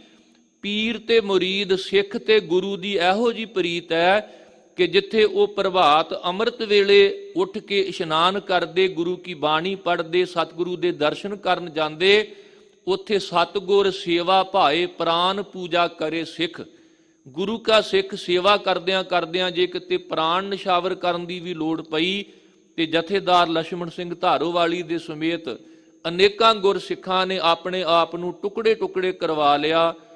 ਉਹਨਾਂ ਨੂੰ ਜੰਡਾਂ ਨਾਲ ਬੰਨ ਕੇ ਸਾੜਿਆ ਗਿਆ, ਭੱਠੀਆਂ ਵਿੱਚ ਝੋਕਿਆ ਗਿਆ। ਤੇ ਜਦੋਂ ਇੱਕੋ ਜਗ੍ਹਾ ਤੇ ਚਿਖਾ ਸਜਾ ਕੇ ਸੰਸਕਾਰ ਕੀਤਾ ਜਾ ਰਿਹਾ ਸੀ ਤੇ ਕਈਆਂ ਨੂੰ ਜਿਉਂਦਿਆਂ ਸਹਿਕਦੇ ਸਨ, ਉਹਨਾਂ ਨੂੰ ਵੀ ਅੱਗ ਵਿੱਚ ਸੁੱਟ ਕੇ ਮਹੰਤ ਨੇ ਇਸ ਤਰ੍ਹਾਂ ਦਾ ਕਹਿਰ ਜਿਹੜਾ ਸੀ ਉਹ ਵਰਤਾਇਆ। ਤੇ ਇਹ ਸਾਰਾ ਕੁਝ ਅੰਗਰੇਜ਼ ਹਕੂਮਤ ਦੇ ਸਮੇਂ ਹੋਇਆ। ਜੇ ਆਪਾਂ ਕਵਾਂਗੇ ਵੀ ਇਹ ਕੋਈ ਅਤ ਕਥਨੀ ਹੈ, ਨਹੀਂ। ਅੱਜ ਵੀ ਵੇਖੋ ਦਿੱਲੀ ਦੀ ਧਰਤੀ ਤੇ ਕਿਸਾਨ ਆਪਣਾ ਹੱਕ ਮੰਗ ਰਹੇ ਨੇ, ਪਰ ਸਮੇਂ ਦੀ ਹਕੂਮਤ ਉਹਨੂੰ ਨਜ਼ਰ ਅੰਦਾਜ਼ ਕਰ ਰਹੀ ਹੈ। ਉਹ ਨਨਕਾਣਾ ਸਾਹਿਬ ਦਾ ਸਾਕਾ, ਉਹ ਗੁਰਦੁਆਰਾ ਸੁਧਾਰ ਲਹਿਰ ਜਿਹੜੀ ਦੇਸ਼ ਦੀ ਆਜ਼ਾਦੀ ਦੀ ਪਹਿਲੀ ਲੜਾਈ ਫਤਿਹ ਕਰਨ ਵਿੱਚ ਸਹਾਇਕ ਹੁੰਦੀ ਹੈ, ਸਾਡੇ ਦੇਸ਼ ਦੇ ਲੀਡਰਾਂ ਦਾ ਇਹ ਮੰਨਣਾ ਹੈ। ਵੱਡੇ ਵੱਡੇ ਸਿਰ ਕੱਢ ਆਗੂ ਜਿਹੜੇ ਸਨ ਉਹਨਾਂ ਮੰਨਿਆ ਸੀ ਵੀ ਇਹ ਗੁਰਦੁਆਰਾ ਸੁਧਾਰ ਲਹਿਰ ਆਜ਼ਾਦੀ ਦੀ ਪਹਿਲੀ ਲੜਾਈ ਫਤਿਹ ਕੀਤੀ ਆ ਅੰਗਰੇਜ਼ਾਂ ਦੇ ਵਿਰੁੱਧ। ਤੇ ਜਦੋਂ ਸ਼ਾਹ ਮੁਹੰਮਦ ਨੂੰ ਪੜ੍ਹੋ, ਉਹਨਾਂ ਨੇ ਵੀ ਲਿਖਿਆ ਕਿ ਆਈਆਂ ਪਲਟਣਾ ਬੀੜ ਕੇ ਤੋਪਖਾਨੇ, ਅੱਗੋਂ ਸਿੰਘਾਂ ਨੇ ਪਾਸੜੇ ਮੋੜ ਦਿੱਤੇ, ਮੇਵਾ ਸਿੰਘ ਮਾਖੇ ਕਾਂ ਹੋਏ ਸਿੱਧੇ, ਹੱਲੇ 3 ਫਰੰਗੀ ਦੇ ਮੋੜ ਦਿੱਤੇ, ਸ਼ਾਮ ਸਿੰਘ ਅਟਾਰੀ ਵਾਲੇ ਬੰਨ ਸ਼ਸਤਰੀ ਜੋੜ ਵਿਛੋੜ ਸੁੱਟੇ, ਸ਼ਾਹ ਮੁਹੰਮਦਾ ਸਿੰਘਾਂ ਨੇ ਗੋਰਿਆਂ ਦੇ ਵਾਂਗ ਨਿੰਬੂਆਂ ਲਹੂ ਨਿਚੋੜ ਸੁੱਟੇ। ਅੰਗਰੇਜ਼ ਹਕੂਮਤ ਤੋਂ ਭਾਰਤ ਨੂੰ ਆਜ਼ਾਦ ਕਰਾਉਣ ਵਾਸਤੇ ਗੁਰਦੁਆਰਾ ਸੁਧਾਰ ਲਹਿਰ ਇੱਕ ਬਹੁਤ ਵੱਡਾ ਇਨਕਲਾਬ ਲਿਆਉਣ ਦਾ ਸਬੱਬ ਬਣੀ। ਤੇ ਅੱਜ ਜਦੋਂ ਗੁਰਸਿੱਖਾਂ ਦਾ ਜਥਾ ਸ਼੍ਰੀ ਨਨਕਾਣਾ ਸਾਹਿਬ ਵਿਖੇ ਸ਼ਹੀਦੀ ਸਾਕਾ ਮਨਾਉਣ ਦੀ ਤਿਆਰੀ ਵਿੱਚ ਸੀ, ਜਾਣ ਲਈ ਪੂਰੇ ਜਾਹੋ ਜਲਾਲ ਦੇ ਨਾਲ, ਸ਼ਰਧਾ ਭਾਵਨਾ ਦੇ ਨਾਲ ਹਰ ਤਰ੍ਹਾਂ ਦੀ ਤਿਆਰੀ ਕੀਤੀ ਹੋਈ ਸੀ, ਤੇ ਇੱਥੋਂ ਦੀ ਹਕੂਮਤ ਨੇ ਰੋਕ ਲਾ ਦਿੱਤੀ ਕਿ ਜਥਾ ਜਿਹੜਾ ਉਹ ਨਨਕਾਣਾ ਸਾਹਿਬ ਨਹੀਂ ਜਾ ਸਕਦਾ, ਜੋ ਸਿੱਖਾਂ ਵਾਸਤੇ ਬਹੁਤ ਹੀ ਮਾਨੋ ਇਹ ਦੁਖਦਾਈ ਸਮਾਂ ਕਿ ਜਦੋਂ ਸਿੱਖਾਂ ਦੇ ਹਿਰਦੇ ਜਿਹੜੇ ਨੇ ਉਹ ਵਲੂੰਦਰੇ ਗਏ ਨੇ। ਸਿੱਖਾਂ ਦੇ ਧਾਰਮਿਕ ਮਸਲਿਆਂ ਦੇ ਵਿੱਚ ਦਖਲ ਦੇ ਕੇ ਹਕੂਮਤ ਨੇ ਗੁਰਸਿੱਖਾਂ ਦੀਆਂ ਭਾਵਨਾਵਾਂ ਜਿਹੜੀਆਂ ਨੇ ਉਹਨਾਂ ਨੂੰ ਠੇਸ ਪਹੁੰਚਾਈ ਹੈ। ਜੇ ਅੱਜ ਦੀ ਹਕੂਮਤ ਆਜ਼ਾਦ ਭਾਰਤ ਵਿੱਚ ਸਿੱਖਾਂ ਨੂੰ ਇਸ ਤਰ੍ਹਾਂ ਦੀ ਬੇਗਾਨਗੀ ਦਾ ਅਹਿਸਾਸ ਕਰਵਾ ਰਹੀ ਹੈ, ਤੇ ਉਹਨਾਂ ਮੁਗਲ ਹਕੂਮਤ ਜਾਂ ਅੰਗਰੇਜ਼ ਹਕੂਮਤ ਵੇਲੇ ਕਿਹੋ ਜਿਹਾ ਤਸ਼ੱਦਦ ਹੁੰਦਾ ਹੋਵੇਗਾ, ਜਿਨ੍ਹਾਂ ਨੂੰ ਵੇਖ ਕੇ ਵੀ ਅੰਗਰੇਜ਼ ਲਿਖਾਰੀ ਵੀ ਇਸ ਗੱਲ ਲਈ ਮਜਬੂਰ ਹੋਏ ਸਨ ਕਿ ਸਾਨੂੰ ਤੇ ਤੁਸੀਂ ਹੁਣ ਤੱਕ ਪੜ੍ਹਾਇਆ ਵੀ ਇੱਕੋ ਹੀ ਈਸਾ ਹੋਇਆ, ਇੱਥੇ ਤੇ ਇਤਿਹਾਸ ਦੇ ਹਰ ਪੰਨੇ ਤੇ ਈਸਾ ਵਰਗਾ ਸ਼ਹੀਦ ਬੈਠਾ ਹੋਇਆ।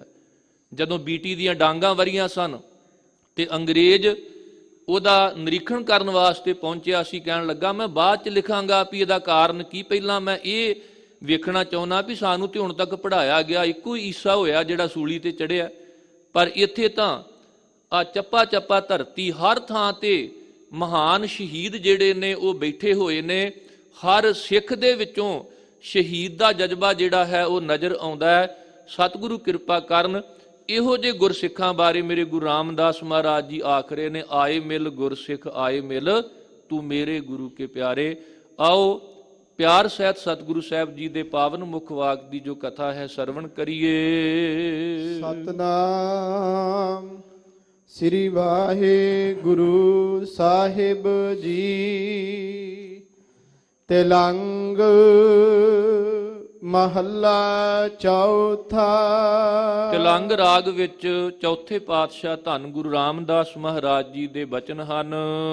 ਹਰ ਕੀਆਂ ਕਥਾ ਕਹਾਣੀਆਂ ਗੁਰਮੀਤ ਸੁਣਾਈਆ। ਸਤਿਗੁਰੂ ਜੀ ਐਸੇ ਪਿਆਰੇ ਗੁਰਸਿੱਖ ਨੂੰ ਕਿਉਂ ਆਵਾਜ਼ ਮਾਰਦੇ ਨੇ ਵੀ ਆਏ ਮਿਲ ਗੁਰਸਿੱਖ ਆਏ ਮਿਲ ਤੂੰ ਮੇਰੇ ਗੁਰੂ ਕੇ ਪਿਆਰੇ। ਕਹਿੰਦੇ ਇਸ ਕਰਕੇ ਆ ਕੇ ਮਿਲ ਕਿ ਆ ਮੈਂ ਤੈਨੂੰ ਦੱਸਾਂ ਕਿ ਮੇਰੇ ਗੁਰੂ ਮਿੱਤਰ ਨੇ ਮੈਨੂੰ ਹਰੀ ਪਰਮਾਤਮਾ ਦੀਆਂ ਸਿਫਤ ਸਲਾਹ ਦੀਆਂ ਜਿਹੜੀਆਂ ਗੱਲਾਂ ਨੇ, ਕਥਾ ਕਹਾਣੀਆਂ ਨੇ, ਉਹ ਸੁਣਾਈਆਂ ਨੇ। ਪਰਮੇਸ਼ਰ ਕੈ ਦੁਆਰੇ ਜੇ ਹੋਏ ਬਤੀਤੈ ਸੋ ਨਾਨਕ ਆਖ ਸੁਣਾਵੇ। ਕੱਚੇ ਪਿੱਲੇ ਪਰਮਾਤਮਾ ਦੇ ਦਰ ਦੀ ਕਥਾ ਨਹੀਂ ਜੇ ਸੁਣਾ ਸਕਦੇ। ਕਥਾਵਾਚਕ ਪ੍ਰਚਾਰਕ ਵੀ ਉਸ ਕਥਾ ਦੀ ਕਥਾ ਕਰਦੇ ਨੇ ਜਿਹੜੀ ਕਥਾ ਗੁਰੂ ਨੇ ਸਾਨੂੰ ਸੁਣਾਈ ਹੈ। ਗੁਰਬਾਣੀ ਪਰਮਾਤਮਾ ਦੇ ਦਰ ਦੀ ਕਥਾ ਹੈ। ਇਹ ਪਰਮਾਤਮਾ ਦੇ ਦਰ ਦੀ ਕਹਾਣੀ ਹੈ ਜਿਹੜੀ ਗੁਰੂ ਨੇ ਸੁਣਾਈ ਹੈ। ਜੈਸੀ ਮੈਂ ਆਵੈ ਖਸਮ ਕੀ ਬਾਣੀ ਤੈਸੜਾ ਕਰੀ ਗਿਆਨ ਵੇ ਲਾਲੋ। ਹਉ ਆਪੋਂ ਬੋਲ ਨਾ ਜਾਣਦਾ ਮੈਂ ਕਹਿਆ ਸਭ ਹੁਕਮ ਆਓ ਜੀਓ। ਗੁਰੂ ਮਿੱਤਰ ਨੇ ਹਰੀ ਪਰਮਾਤਮਾ ਦੇ ਦਰ ਦੀਆਂ ਕਥਾ ਕਹਾਣੀਆਂ ਸੁਣਾਈਆਂ ਨੇ। ਕੱਚੇ ਪਿੱਲੇ ਪਖੰਡੀ ਇਹ ਕਥਾ ਕਹਾਣੀਆਂ ਨਹੀਂ ਸੁਣਾ ਸਕਦੇ, ਕਿਉਂਕਿ ਇਹ ਕੇਵਲ ਸੱਚਾ ਗੁਰੂ ਹੀ ਸੁਣਾ ਸਕਦਾ ਜਿਹੜਾ ਪਰਮੇਸ਼ਰ ਨਾਲ ਇੱਕਮਿਕ ਹੋਵੇ। ਆਪ ਨਰਾਇਣ ਕਲਾ ਧਾਰ ਜਗ ਮੈਂ ਪਰਵਰਿਓ। ਜੋਤ ਰੂਪ ਹਰ ਆਪ ਗੁਰੂ ਨਾਨਕ ਕਹਾਇਓ। ਨਾਨਕ ਸੋਧੇ ਸਿਮਰਤ ਬੇਦ ਪਾਰ ਬ੍ਰਹਮ ਗੁਰ ਨਾਹੀ ਭੇਦ। ਜਿਹੜਾ ਗੁਰੂ ਪਰਮਾਤਮਾ ਦਾ ਹੀ ਰੂਪ ਹੋਵੇ, ਜਿਹੜਾ ਗੁਰਮੈ ਸ਼ਬਦ ਸਮੋਏ ਆਪ ਵਰਤਾਇਆ, ਜਿਸ ਗੁਰੂ ਵਿੱਚ ਸ਼ਬਦ ਦਾ ਖਜ਼ਾਨਾ ਟਿਕਾ ਕੇ ਜਗਤ ਵਿੱਚ ਪਰਮੇਸ਼ਰ ਨੇ ਵੰਡਿਆ ਹੋਵੇ, ਐਸਾ ਗੁਰੂ ਹਰੀ ਦੀਆਂ ਕਥਾ ਕਹਾਣੀਆਂ ਗੁਰੂ ਮਿੱਤਰ ਸੁਣਾਉਂਦਾ। ਤੇ ਗੁਰੂ ਰਾਮਦਾਸ ਜੀ ਆਖਰੇ ਨੇ, ਇਹ ਗੁਰਸਿੱਖ ਆ ਤੂੰ ਮੈਨੂੰ ਆ ਕੇ ਮਿਲ ਤੇ ਮੈਂ ਤੈਨੂੰ ਵੀ ਦੱਸਾਂ ਮੇਰੇ ਗੁਰੂ ਨੇ ਮੈਨੂੰ ਹਰੀ ਪਰਮਾਤਮਾ ਦੀ ਸਿਫਤ ਸਲਾਹ ਦੀਆਂ ਗੱਲਾਂ ਸੁਣਾਈਆਂ ਹਨ। ਬਲਿਹਾਰੀ ਗੁਰ ਆਪਣੇ ਗੁਰ ਕਉ ਬਲ ਜਾਈਆ। ਮੈਂ ਆਪਣੇ ਗੁਰੂ ਤੋਂ ਬਲਿਹਾਰ ਜਾਵਾਂ, ਕਿਉਂਕਿ ਮੇਰੇ ਗੁਰੂ ਨੇ ਜਿਹੜੀ ਪਰਮਾਤਮਾ ਦੀ ਸਿਫਤ ਸਲਾਹ ਹੈ ਉਹ ਮੈਨੂੰ ਸੁਣਾਈ ਹੈ, ਤੇ ਸਦਾ ਲਈ ਐਸੇ ਗੁਰੂ ਤੋਂ ਬਲਿਹਾਰ ਜਾਣਾ ਚਾਹੀਦਾ ਹੈ। ਬਲਿਹਾਰੀ ਗੁਰ ਆਪਣੇ ਦਿਓ ਹਾੜੀ ਸਦਵਾਰ ਜਿਨ ਮਾਨਸ ਤੇ ਦੇਵਤੇ ਕੀਏ ਕਰਤ ਨ ਲਾਗੀ ਵਾਰ। ਐਸੇ ਗੁਰ ਕੋ ਬਲ ਬਲ ਜਾਈਐ ਆਪ ਮੁਕਤ ਮੋਹਿ ਤਾਰੇ। ਜਿਹੜਾ ਆਪ ਵੀ ਮੁਕਤ ਹੈ ਤੇ ਸਾਨੂੰ ਵੀ ਬੰਧਨ ਕੱਟ ਕੇ ਭਵ ਸਾਗਰ ਤੋਂ ਪਾਰ ਕਰਨ ਦੀ ਸਮਰੱਥਾ ਰੱਖਦਾ ਹੈ। ਆਏ ਮਿਲ ਗੁਰ ਸਿੱਖ ਆਏ ਮਿਲ, ਤੂੰ ਮੇਰੇ ਗੁਰੂ ਕੇ ਪਿਆਰੇ। ਇਹ ਮੇਰੇ ਗੁਰੂ ਦੇ ਪਿਆਰੇ ਗੁਰਸਿੱਖ, ਤੂੰ ਮੈਨੂੰ ਆ ਕੇ ਮਿਲ। ਸਾਜਨਾ ਸੰਤ ਆਓ ਮੇਰਾ, ਆਓ ਜੀ ਤੂੰ ਆਓ ਹਮਾਰਾ।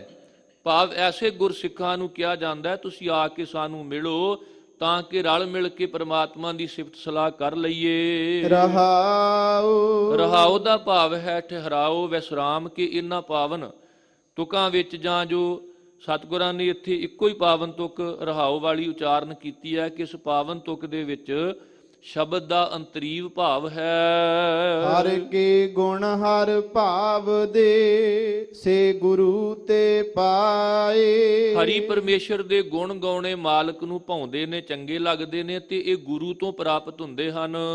ਜਿਨ ਗੁਰ ਕਾ ਭਾਣਾ ਮੰਨਿਆ, ਤਿਨ ਕੁਮ ਕੁਮ ਜਾਏ। ਜਿਨ੍ਹਾਂ ਗੁਰਸਿੱਖਾਂ ਨੇ ਗੁਰੂ ਦੀ ਆਗਿਆ ਨੂੰ, ਗੁਰੂ ਦੇ ਭਾਣੇ ਨੂੰ ਮੰਨਿਆ, ਉਹਨਾਂ ਤੋਂ ਘੁੰਮ ਘੁੰਮ ਭਾਵ ਵਾਰ-ਵਾਰ ਬਲਹਾਰਨੇ ਤੇ ਵਾਰਨੇ ਜਾਣਾ ਚਾਹੀਦਾ, ਆਪਣਾ ਆਪ ਘੋਲ ਘਮਾਉਣਾ ਚਾਹੀਦਾ। ਜਿਨ ਸਤਿਗੁਰ ਪਿਆਰਾ ਦੇਖਿਆ, ਤਿਨ ਕਉ ਹਉ ਵਾਰੀ। ਮੈਂ ਉਹਨਾਂ ਤੋਂ ਵਾਰਨੇ ਜਾਵਾਂ, ਆਪਣੇ ਆਪ ਨੂੰ ਵਾਰਨੇ ਕਰਦਿਆਂ ਉਹਨਾਂ ਤੋਂ ਜਿਨ੍ਹਾਂ ਨੇ ਮੇਰੇ ਸਤਿਗੁਰੂ ਦਾ ਜਾ ਕੇ ਦਰਸ਼ਨ ਕੀਤਾ। ਜਿਨ ਗੁਰ ਕੀ ਕੀਤੀ ਚਾਕਰੀ, ਤਿਨ ਸਦ ਬਲਿਹਾਰੀ। ਜਿਨ੍ਹਾਂ ਨੇ ਗੁਰੂ ਦੀ ਬੰਦਗੀ ਰੂਪੀ ਸੇਵਾ ਰੂਪੀ ਚਾਕਰੀ ਕੀਤੀ ਹੈ, ਉਹਨਾਂ ਤੋਂ ਮੈਂ ਸਦਾ ਬਲਹਾਰ ਜਾਵਾਂ। ਹਰ ਹਰ ਤੇਰਾ ਨਾਮ ਹੈ, ਦੁਖ ਮੇਟਣ ਹਾਰਾ। ਇਹ ਹਰੀ ਪ੍ਰਭੂ ਜੀਓ, ਤੁਹਾਡਾ ਨਾਮ ਜਿਹੜਾ ਹੈ ਉਹ ਦੁੱਖਾਂ ਨੂੰ ਮੇਟਣ ਵਾਲਾ ਹੈ, ਦੂਰ ਕਰਨ ਵਾਲਾ ਹੈ। ਗੁਰ ਸੇਵਾ ਤੇ ਪਾਈਐ, ਗੁਰਮੁਖ ਨਿਸਤਾਰਾ।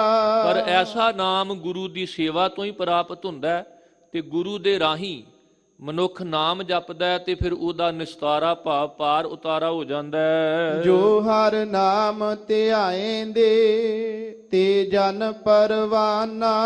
ਜਿਹੜੇ ਵੀ ਹਰੀ ਪਰਮੇਸ਼ਰ ਦਾ ਨਾਮ ਧਿਆਉਂਦੇ ਨੇ, ਐਸੇ ਦਾਸ ਪ੍ਰਭੂ ਦੇ ਦਰ ਤੇ ਪ੍ਰਵਾਨ ਹੋ ਜਾਂਦੇ ਹਨ। ਤਿਨ ਵਿਟਹੁ ਨਾਨਕ ਵਾਰਿਆ, ਸਦਾ ਸਦਾ ਕੁਰਬਾਨਾ। ਸਤਿਗੁਰੂ ਗੁਰੂ ਨਾਨਕ ਪਾਤਸ਼ਾਹ ਦੇ ਜੋਤ ਦੇ ਚੌਥੇ ਵਾਰਸ, ਚੌਥੇ ਗੁਰੂ ਨਾਨਕ ਸਾਹਿਬ, ਧੰਨ ਗੁਰੂ ਰਾਮਦਾਸ ਸਾਹਿਬ ਐਸੇ ਗੁਰਸਿੱਖਾਂ ਤੋਂ ਵਾਰਨੇ ਜਾ ਰਹੇ ਨੇ। ਤਿਨ ਵਿਟਹੁ ਨਾਨਕ ਵਾਰਿਆ, ਕਿ ਮੈਂ ਉਹਨਾਂ ਤੋਂ ਵਾਰਨੇ ਜਾਵਾਂ, ਬਲਹਾਰ ਜਾਵਾਂ, ਸਦਾ ਸਦਾ ਆਪਣੇ ਆਪ ਨੂੰ ਕੁਰਬਾਨ ਕਰਾਂ। ਸਾਹਰ ਤੇਰੀ ਉਸਤਤ ਹੈ, ਜੋ ਹਰ ਪ੍ਰਭ ਭਾਵੈ। हे ਪ੍ਰਭੂ, ਉਹੀ ਤੇਰੀ ਉਸਤਤ ਹੈ, ਸਿਫਤ ਸਲਾਹ ਹੈ ਜਿਹੜੀ ਤੈਨੂੰ ਪ੍ਰਵਾਨ ਹੋ ਜਾਂਦੀ ਹੈ। ਜੋ ਗੁਰਮੁਖ ਪਿਆਰਾ ਸੇਵ ਦੇ, ਤਿਨ ਹਰ ਫਲ ਪਾਵੈ। ਜਿਹੜੇ ਗੁਰੂ ਦੇ ਰਾਹੀਂ ਉਸ ਪਿਆਰੇ ਪ੍ਰਭੂ ਦੀ ਸੇਵਾ ਬੰਦਗੀ ਕਰਦੇ ਨੇ, ਉਹਨਾਂ ਨੂੰ ਹਰੀ ਪ੍ਰਮਾਤਮਾ ਦੇ ਮਿਲਾਪ ਦਾ ਜਿਹੜਾ ਫਲ ਹੈ ਉਹ ਪ੍ਰਾਪਤ ਹੋ ਜਾਂਦਾ ਹੈ। ਜਿਨ੍ਹਾਂ ਹਰ ਸੇਤੀ ਪਿਰਹੜੀ, ਤਿਨਾ ਜੀਅ ਪ੍ਰਭ ਨਾਲੇ। ਹੁਣ ਇੱਥੇ ਪਿਰਹੜੀ ਸ਼ਬਦ ਵਰਤਿਆ। ਪਿਰਹੜੀ ਦਾ ਅਰਥ ਹੈ ਪ੍ਰੀਤ, ਪ੍ਰੇਮ। ਜਿਨ੍ਹਾਂ ਦੀ ਹਰੀ ਪ੍ਰਮਾਤਮਾ ਨਾਲ ਪ੍ਰੀਤ ਹੈ, ਤਿੰਨਾ ਜੀ ਪ੍ਰਭ ਨਾਲੇ, ਉਹ ਦਿਲੋਂ ਪ੍ਰਭੂ ਨਾਲ ਜੁੜਦੇ ਨੇ। ਕਿਉਂਕਿ ਦਿਲੋਂ ਮੁਹੱਬਤ ਜਿਨ ਸੇਈ ਸਚਿਆ, ਜਿਨ ਮਨ ਹੋਰ ਮੁਖ ਹੋਰ, ਸੇ ਕਾਂਡੇ ਕੱਚਿਆ। ਹੁਣ ਇਹਦਾ ਮਤਲਬ ਕੀ ਆ ਵੀ ਜਿਨ੍ਹਾਂ ਦੇ ਰਸਨਾ ਤੋਂ ਤੇ ਹੋਵੇ ਵਾਹਿਗੁਰੂ ਵਾਹਿਗੁਰੂ, ਤੇ ਮਨ ਵਿੱਚ ਚੱਲਦਾ ਹੋਵੇ ਵੀ ਜਠੇਰੇ ਨਾ ਮੱਥਾ ਟੇਕਾਈਏ। ਰਸਨਾ ਤੋਂ ਤੇ ਹੋਵੇ ਧੰਨ ਗੁਰੂ, ਤੇ ਮਨ ਵਿੱਚ ਚੱਲਦਾ ਹੋਵੇ ਵੀ ਉੱਥੇ ਨਾ ਚੱਲੀਏ ਜਿੱਥੇ ਫਲਾਣੇ ਥਾਂ ਚੌਂਕੀ ਭਰ ਕੇ ਕੋਈ ਤੰਤਰ ਮੰਤਰ ਮਿਲਦਾ। ਜਿਨ ਮਨ ਹੋਰ ਮੁਖ ਹੋਰ, ਜਿਹੜੇ ਮੁਖ ਤੋਂ ਤੇ ਗੁਰੂ ਕਰਨ ਤੇ ਮਨ ਵਿੱਚ ਚੱਲਦੀ ਹੋਵੇ ਹੋਰ ਵਿਚਾਰ ਵੀ ਫਲਾਣੇ ਥਾਂ ਨਾ ਜਾਈਏ, ਉਹ ਕੱਚੇ ਨੇ। ਜਿਨ੍ਹਾਂ ਦੀ ਦਿਲੋਂ ਮੁਹੱਬਤ ਹੈ, ਜਿਹੜੇ ਗੁਰੂ ਨੂੰ ਸਮਰਪਿਤ ਹੋ ਗਏ ਨੇ, ਗੁਰੂ ਤੋਂ ਬਿਨਾਂ ਕਿਸੇ ਹੋਰ ਪਾਸੇ ਦੀ ਝਾਕ ਨਹੀਂ ਰੱਖਦੇ। ਓਏ ਜਪ ਜਪ ਪਿਆਰਾ ਜੀਵ ਦੇ, ਹਰ ਨਾਮ ਸਮਾਲੇ। ਉਹ ਹਰੀ ਪਿਆਰੇ ਪ੍ਰਭੂ ਨੂੰ ਜਪ ਜਪ ਕੇ ਆਤਮਿਕ ਜੀਵਨ ਜਿਉਂਦੇ ਨੇ ਜਦੋਂ ਹਰੀ ਨਾਮ ਨੂੰ ਆਪਣੇ ਹਿਰਦੇ ਵਿੱਚ ਸੰਭਾਲਦੇ ਹਨ। ਜਿਨ ਗੁਰਮੁਖ ਪਿਆਰਾ ਸੇਵਿਆ ਤਿਨ ਕਉ ਕੁਮ ਜਾਇਆ। ਜਿਨ੍ਹਾਂ ਨੇ ਗੁਰੂ ਦੇ ਰਾਹੀਂ ਉਸ ਪਿਆਰੇ ਪ੍ਰਭੂ ਨੂੰ ਸੇਵਿਆ ਸਿਮਰਿਆ, ਉਹਨਾਂ ਤੋਂ ਘੁੰਮ ਜਾਇਆ ਦਾ ਅਰਥ ਹੈ ਮੈਂ ਉਹਨਾਂ ਤੋਂ ਵਾਰਨੇ ਫੇਰਨੇ ਜਾਵਾਂ। ਹੋਏ ਆਪ ਛੁਟੇ ਪਰਵਾਰ ਸਿਉ ਸਭ ਜਗਤ ਛਡਾਇਆ। ਉਹ ਆਪ ਵੀ ਨਾਮ ਜਪ ਕੇ ਗੁਰੂ ਦੀ ਸੇਵਾ ਕਰਕੇ ਵਿਕਾਰਾਂ ਤੋਂ ਛੁੱਟ ਜਾਂਦੇ ਨੇ ਤੇ ਉਹਨਾਂ ਦੀ ਸਿੱਖਿਆ ਤੇ ਚੱਲ ਕੇ ਜਗਤ ਵੀ ਜਿਹੜਾ ਉਹਦੀ ਬੰਦ ਖਲਾਸੀ ਹੁੰਦੀ ਹੈ। ਗੁਰ ਪਿਆਰੈ ਹਰ ਸੇਵਿਆ ਗੁਰ ਧਨ ਗੁਰ ਧਨੋ। ਪਿਆਰੇ ਗੁਰੂ ਦੇ ਰਾਹੀਂ ਹਰੀ ਪਰਮਾਤਮਾ ਨੂੰ ਸਿਮਰਿਆ, ਇਸ ਕਰਕੇ ਗੁਰੂ ਨੂੰ ਧੰਨ ਧੰਨ ਸ਼ਾਬਾਸ਼ ਸ਼ਾਬਾਸ਼ ਕਹਿਣਾ ਚਾਹੀਦਾ ਹੈ, ਗੁਰੂ ਦੀ ਵਡਿਆਈ ਕਰਨੀ ਚਾਹੀਦੀ ਹੈ। ਗੁਰ ਹਰ ਮਾਰਗ ਦਸਿਆ ਗੁਰ ਪੁੰਨ ਵੱਡ ਪੁੰਨੋ। ਗੁਰੂ ਨੇ ਹਰੀ ਪਰਮੇਸ਼ਰ ਦੇ ਮਿਲਾਪ ਦਾ ਮਾਰਗ ਦੱਸਿਆ, ਇਹ ਗੁਰੂ ਦਾ ਬੜਾ ਵੱਡਾ ਪੁੰਨ ਹੈ, ਬੜਾ ਵੱਡਾ ਉਪਕਾਰ ਹੈ ਸਾਡੇ ਤੇ। ਜੋ ਗੁਰ ਸਿੱਖ ਗੁਰ ਸੇਵਦੇ ਸੇ ਪੁੰਨ ਪ੍ਰਾਣੀ। ਜਿਹੜੇ ਗੁਰਸਿੱਖ ਗੁਰੂ ਦੀ ਸੇਵਾ ਕਰਦੇ ਨੇ ਉਹ ਬੜੇ ਵੱਡੇ ਭਾਗਾਂ ਵਾਲੇ ਪ੍ਰਾਣੀ ਨੇ। ਪੁੰਨ ਪ੍ਰਾਣੀ ਦਾ ਅਰਥ ਹੈ ਉਹਨਾਂ ਦੇ ਚੰਗੇ ਪੁੰਨ ਨੇ, ਚੰਗੇ ਭਾਗ ਹਨ ਉਹਨਾਂ ਪ੍ਰਾਣੀਆਂ ਦੇ। ਜਨ ਨਾਨਕ ਤਿਨ ਕਉ ਵਾਰਿਆ ਸਦਾ ਸਦਾ ਕੁਰਬਾਨੀ। ਦਾਸ ਨਾਨਕ ਗੁਰੂ ਰਾਮਦਾਸ ਜੀ ਵੀ ਉਹਨਾਂ ਤੋਂ ਆਪਣੇ ਆਪ ਨੂੰ ਘੋਲ ਘੁਮਾ ਰਹੇ ਨੇ, ਵਾਰਨੇ ਕਰ ਰਹੇ ਨੇ ਤੇ ਨਾਲੇ ਕਹਿ ਰਹੇ ਨੇ ਸਦਾ ਸਦਾ ਕੁਰਬਾਨੀ। ਭਾਈ ਉਹਨਾਂ ਤੋਂ ਸਦਾ ਕੁਰਬਾਨ ਜਾਈਏ। ਗੁਰਮੁਖ ਸਖੀ ਸਹੇਲੀਆ ਸੇ ਆਪ ਹਰ ਭਾਈਆ। ਸਤ ਸੰਗ ਵਿੱਚ ਆ ਕੇ ਜਿਹੜੀਆਂ ਗੁਰਮੁਖ ਜੀਵ ਆਤਮਾ ਰੂਪੀ ਸਖੀਆਂ ਮਿਲ ਮਿਲ ਕੇ ਪ੍ਰੇਮ ਨਾਲ ਪ੍ਰਮਾਤਮਾ ਦੇ ਗੁਣ ਗਾਉਂਦੀਆਂ ਨੇ, ਉਹ ਪ੍ਰਮਾਤਮਾ ਨੂੰ ਭਾ ਜਾਂਦੀਆਂ ਨੇ। ਮੈਂ ਅੱਗੇ ਵੀ ਬੇਨਤੀ ਕੀਤੀ ਵੀ ਗੁਰਬਾਣੀ ਦਾ ਉਪਦੇਸ਼ ਪ੍ਰਾਣੀ ਨੂੰ ਹੈ। ਪ੍ਰਾਣੀ ਦਾ ਮਤਲਬ ਭਾਵੇਂ ਉਹ ਗਰੀਬ ਹੈ ਅਮੀਰ ਹੈ, ਚਾਹੇ ਉਹ ਔਰਤ ਹੈ ਪੁਰਖ ਹੈ, ਪ੍ਰਾਣੀ ਤੂੰ ਆਇਆ ਲਾਹਾ ਲੈਣ। ਇੱਥੇ ਪ੍ਰਾਣੀ ਦਾ ਮਤਲਬ ਹੈ ਹੇ ਭੈਣੇ ਹੇ ਵੀਰ।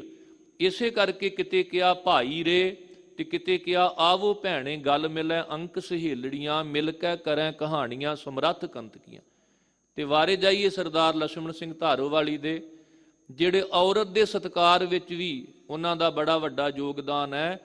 ਉਹਨਾਂ ਦਿਨਾਂ ਦੇ ਵਿੱਚ ਭੁਜੰਗਣ ਵਿਦਿਆਲੇ ਦੇ ਵਿੱਚ ਬੀਬੀਆਂ ਨੂੰ ਵਿਦਿਆ ਪੜ੍ਹਨ ਵਾਸਤੇ ਭੇਜਣਾ ਤੇ ਔਰਤ ਦਾ ਹਰ ਪੱਖੋਂ ਸਤਿਕਾਰ ਕਰਨਾ। ਜਿੱਥੇ ਉਹ ਮਰਜੀਵੜੇ ਸਿੱਖ ਸ਼੍ਰੀ ਨਨਕਾਣਾ ਸਾਹਿਬ ਦੇ ਸਾਕੇ ਵਿੱਚ ਮੂਹਰੇ ਹੋ ਕੇ ਸ਼ਹਾਦਤ ਪ੍ਰਾਪਤ ਕਰਦੇ ਨੇ, ਉੱਥੇ ਔਰਤ ਦੇ ਸਤਿਕਾਰ ਵਿੱਚ ਵੀ ਉਹਨਾਂ ਨੇ ਬੜਾ ਵੱਡਾ ਯੋਗਦਾਨ ਪਾਇਆ ਕਿ ਜੇ ਧੀ ਭੈਣ ਪੜ੍ਹ ਜਾਵੇ ਤੇ ਉਹ ਕਈ ਪੀੜ੍ਹੀਆਂ ਨੂੰ ਅੱਗੇ ਪੜ੍ਹਾ ਸਕਦੀ ਹੈ।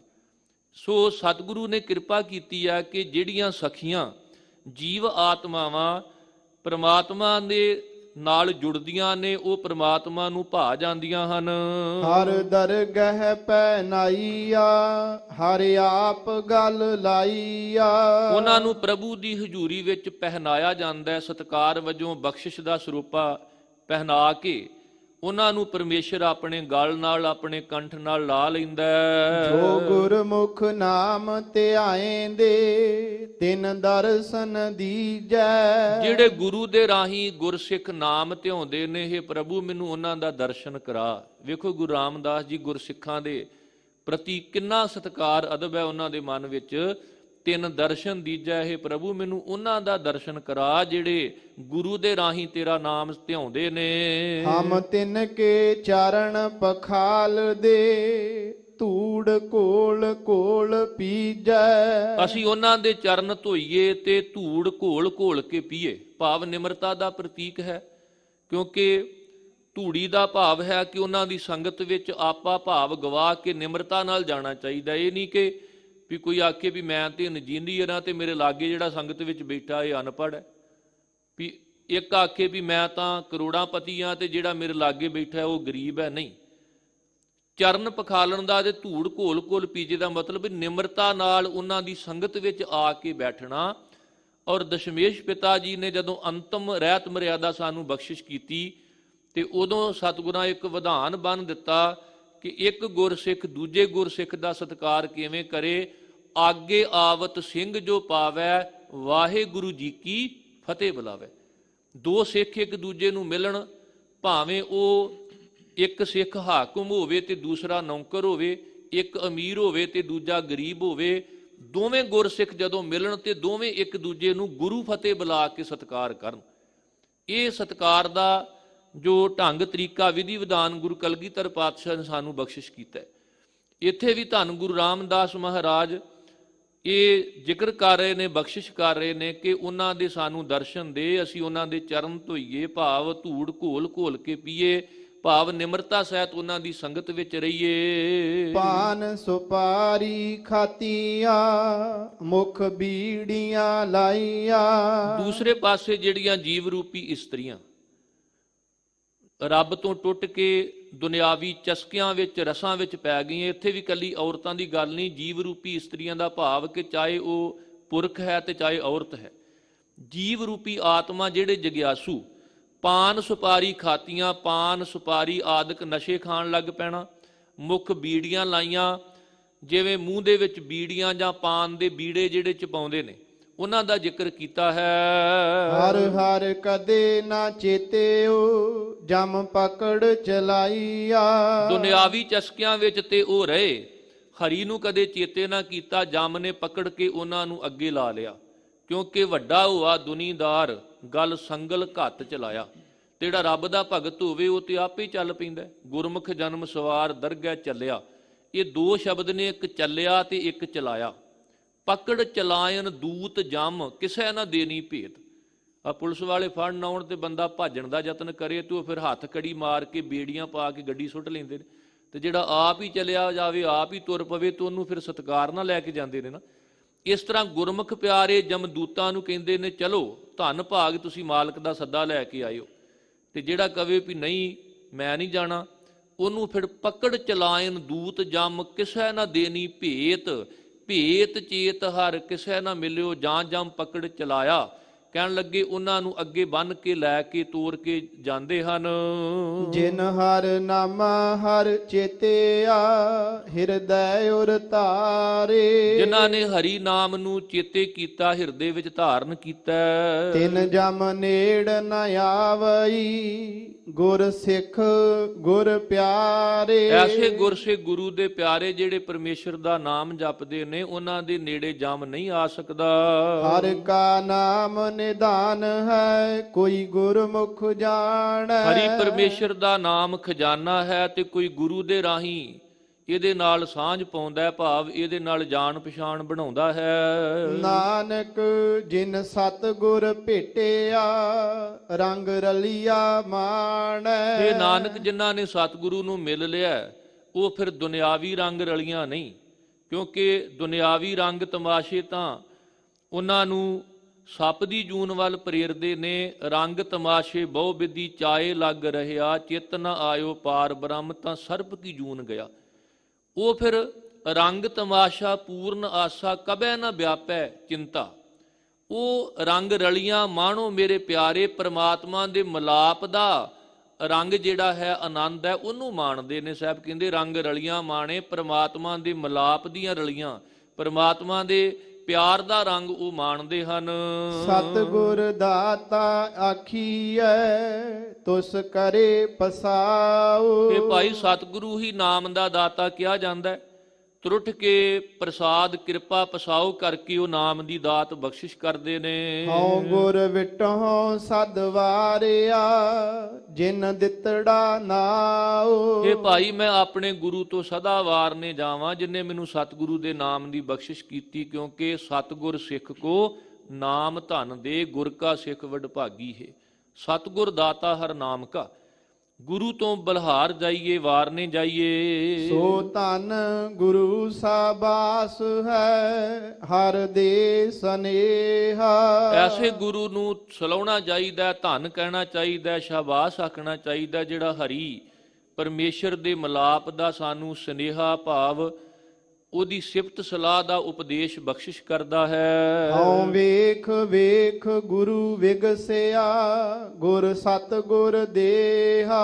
ਇਹ ਭਾਈ ਮੈਂ ਗੁਰੂ ਨੂੰ ਵੇਖ ਵੇਖ ਕੇ, ਗੁਰੂ ਦੇ ਸਰੀਰ ਦੇਹ ਨੂੰ ਵੇਖ ਵੇਖ ਕੇ, ਗੁਰੂ ਦੇ ਦਰਸ਼ਨ ਕਰ ਕਰਕੇ ਵਿਗਾਸ ਖੇੜੇ ਵਿੱਚ ਆਉਂਦਾ ਹਾਂ, ਭਾਵ ਖੁਸ਼ ਹੁੰਦਾ ਹਾਂ। ਗੁਰ ਰਸਨਾ ਅੰਮ੍ਰਿਤ ਬੋਲਦੀ, ਹਰ ਨਾਮ ਸੁਹਾਵੀ। ਗੁਰੂ ਦੀ ਰਸਨਾ ਸਦਾ ਆਤਮਿਕ ਜੀਵਨ ਦੇਣ ਵਾਲੇ ਨਾਮ ਨੂੰ ਹੀ ਉਚਾਰਨ ਕਰਦੀ ਹੈ ਤੇ ਹਰੀ ਨਾਮ ਜਪਣ ਕਰਕੇ ਉਹ ਸੁਹਾਵਣੀ ਬਣ ਜਾਂਦੀ ਹੈ। ਜਿਨ ਸੁਣ ਸਿੱਖਾ ਗੁਰ ਮੰਨਿਆ, ਤਿਨਾ ਭੁੱਖ ਸਭ ਜਾਵੀ। ਜਿਨ੍ਹਾਂ ਗੁਰੂ ਕੇ ਸਿੱਖਾਂ ਨੇ ਗੁਰੂ ਦਾ ਉਪਦੇਸ਼ ਸੁਣ ਕੇ ਮੰਨ ਲਿਆ, ਉਹਨਾਂ ਨੂੰ ਆਤਮਿਕ ਸੰਤੁਸ਼ਟੀ ਮਿਲ ਜਾਂਦੀ ਹੈ, ਉਹਨਾਂ ਦੀ ਭੁੱਖ ਦੂਰ ਹੋ ਜਾਂਦੀ ਹੈ। ਹਰ ਕਾ ਮਾਰਗ ਆਖੀਐ, ਕਹੋ ਕਿਤ ਬਿਦ ਜਾਈਐ। ਹਰੀ ਪਰਮੇਸ਼ਰ ਦੇ ਮਿਲਾਪ ਦਾ ਮਾਰਗ ਪ੍ਰਭੂ ਦਾ ਨਾਮ ਹੈ, ਪਰ ਇਹ ਕਿਹਾ ਜਾਂਦਾ ਹੈ ਤੇ ਕਿਸ ਤਰੀਕੇ ਨਾਲ ਇਸ ਵਿਧੀ ਨਾਲ ਇਸ ਮਾਰਗ ਤੇ ਤੁਰ ਸਕੀਏ। ਹਰ ਹਰ ਤੇਰਾ ਨਾਮ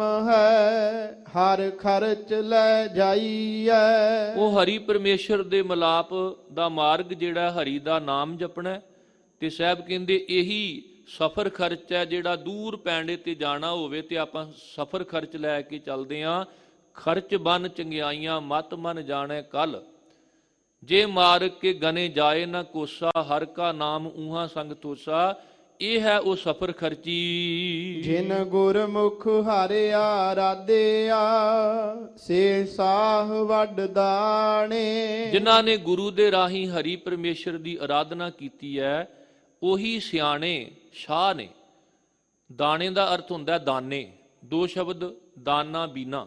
ਬੀਨਾ ਦਾ ਅਰਥ ਹੈ ਵੇਖਣ ਵਾਲਾ, ਦੂਰ ਦ੍ਰਿਸ਼ਟੀ ਨਾਲ, ਲੰਮੀ ਨਜ਼ਰ ਵਾਲਾ, ਤੇ ਦਾਨਾ ਜਿਹਦੇ ਕੋਲ ਦਨਾਈ ਹੈ, ਸਿਆਣਪ ਹੈ। ਭਾਵ ਛੇ ਸ਼ਾਹ ਵੱਡ ਦਾਣੇ, ਉਹ ਸ਼ਾਹੂਕਾਰ ਨੇ, ਬੜੇ ਦਾਨੇ ਤੇ ਬੜੇ ਸਿਆਣੇ ਹਨ। ਹਉ ਸਤ ਗੁਰ ਕਉ ਸਦ ਵਾਰਿਆ, ਗੁਰ ਬਚਨ ਸਮਾਣੇ। ਇਹ ਭਾਈ ਮੈਂ ਸਦਾ ਸਤਿਗੁਰੂ ਤੋਂ ਆਪਣਾ ਆਪ ਵਾਰਨੇ ਕਰਾਂ, ਕਿਉਂਕਿ ਗੁਰੂ ਦੇ ਬਚਨਾਂ ਰਾਹੀਂ ਪਰਮੇਸ਼ਰ ਵਿੱਚ ਸਮਾਇਆ ਜਾ ਸਕਦਾ ਹੈ। ਤੂੰ ਠਾਕੁਰ ਤੂੰ ਸਾਹਿਬ, ਤੂੰ ਹੈ ਮੇਰਾ ਮੀਰਾ।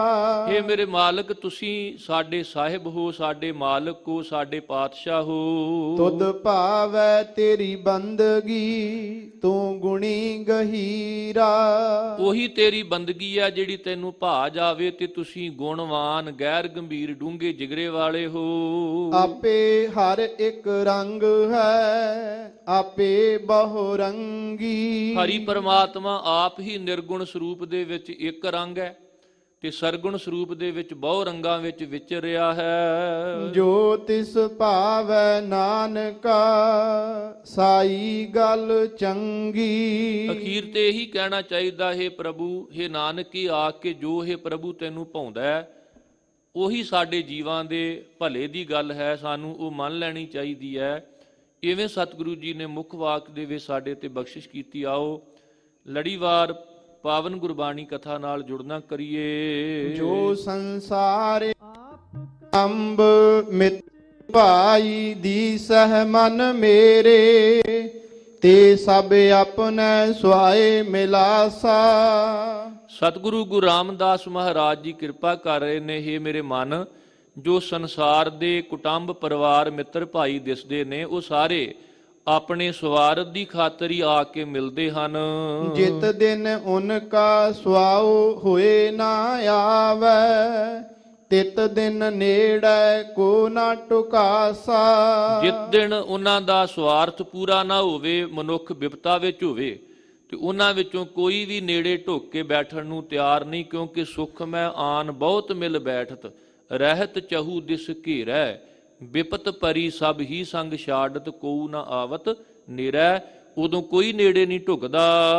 ਮਨ ਮੇਰੇ ਆਪਣਾ ਹਰ ਸੇਵ ਦਿਨ ਰਾਤੀ, ਜੋ ਤੁਧ ਉਪਕਰੈ ਦੁਖ ਸੁਕਾਸਾ।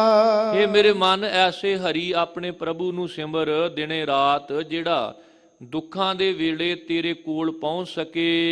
ਇਸ ਕਾ ਪਰਵਾਸਾ ਕਿਉ ਕੀਜੈ ਮਨ ਮੇਰੇ, ਜੋ ਅੰਤੀ ਅਵਸਰ ਰੱਖ ਨਾ ਸਕਾਸਾ।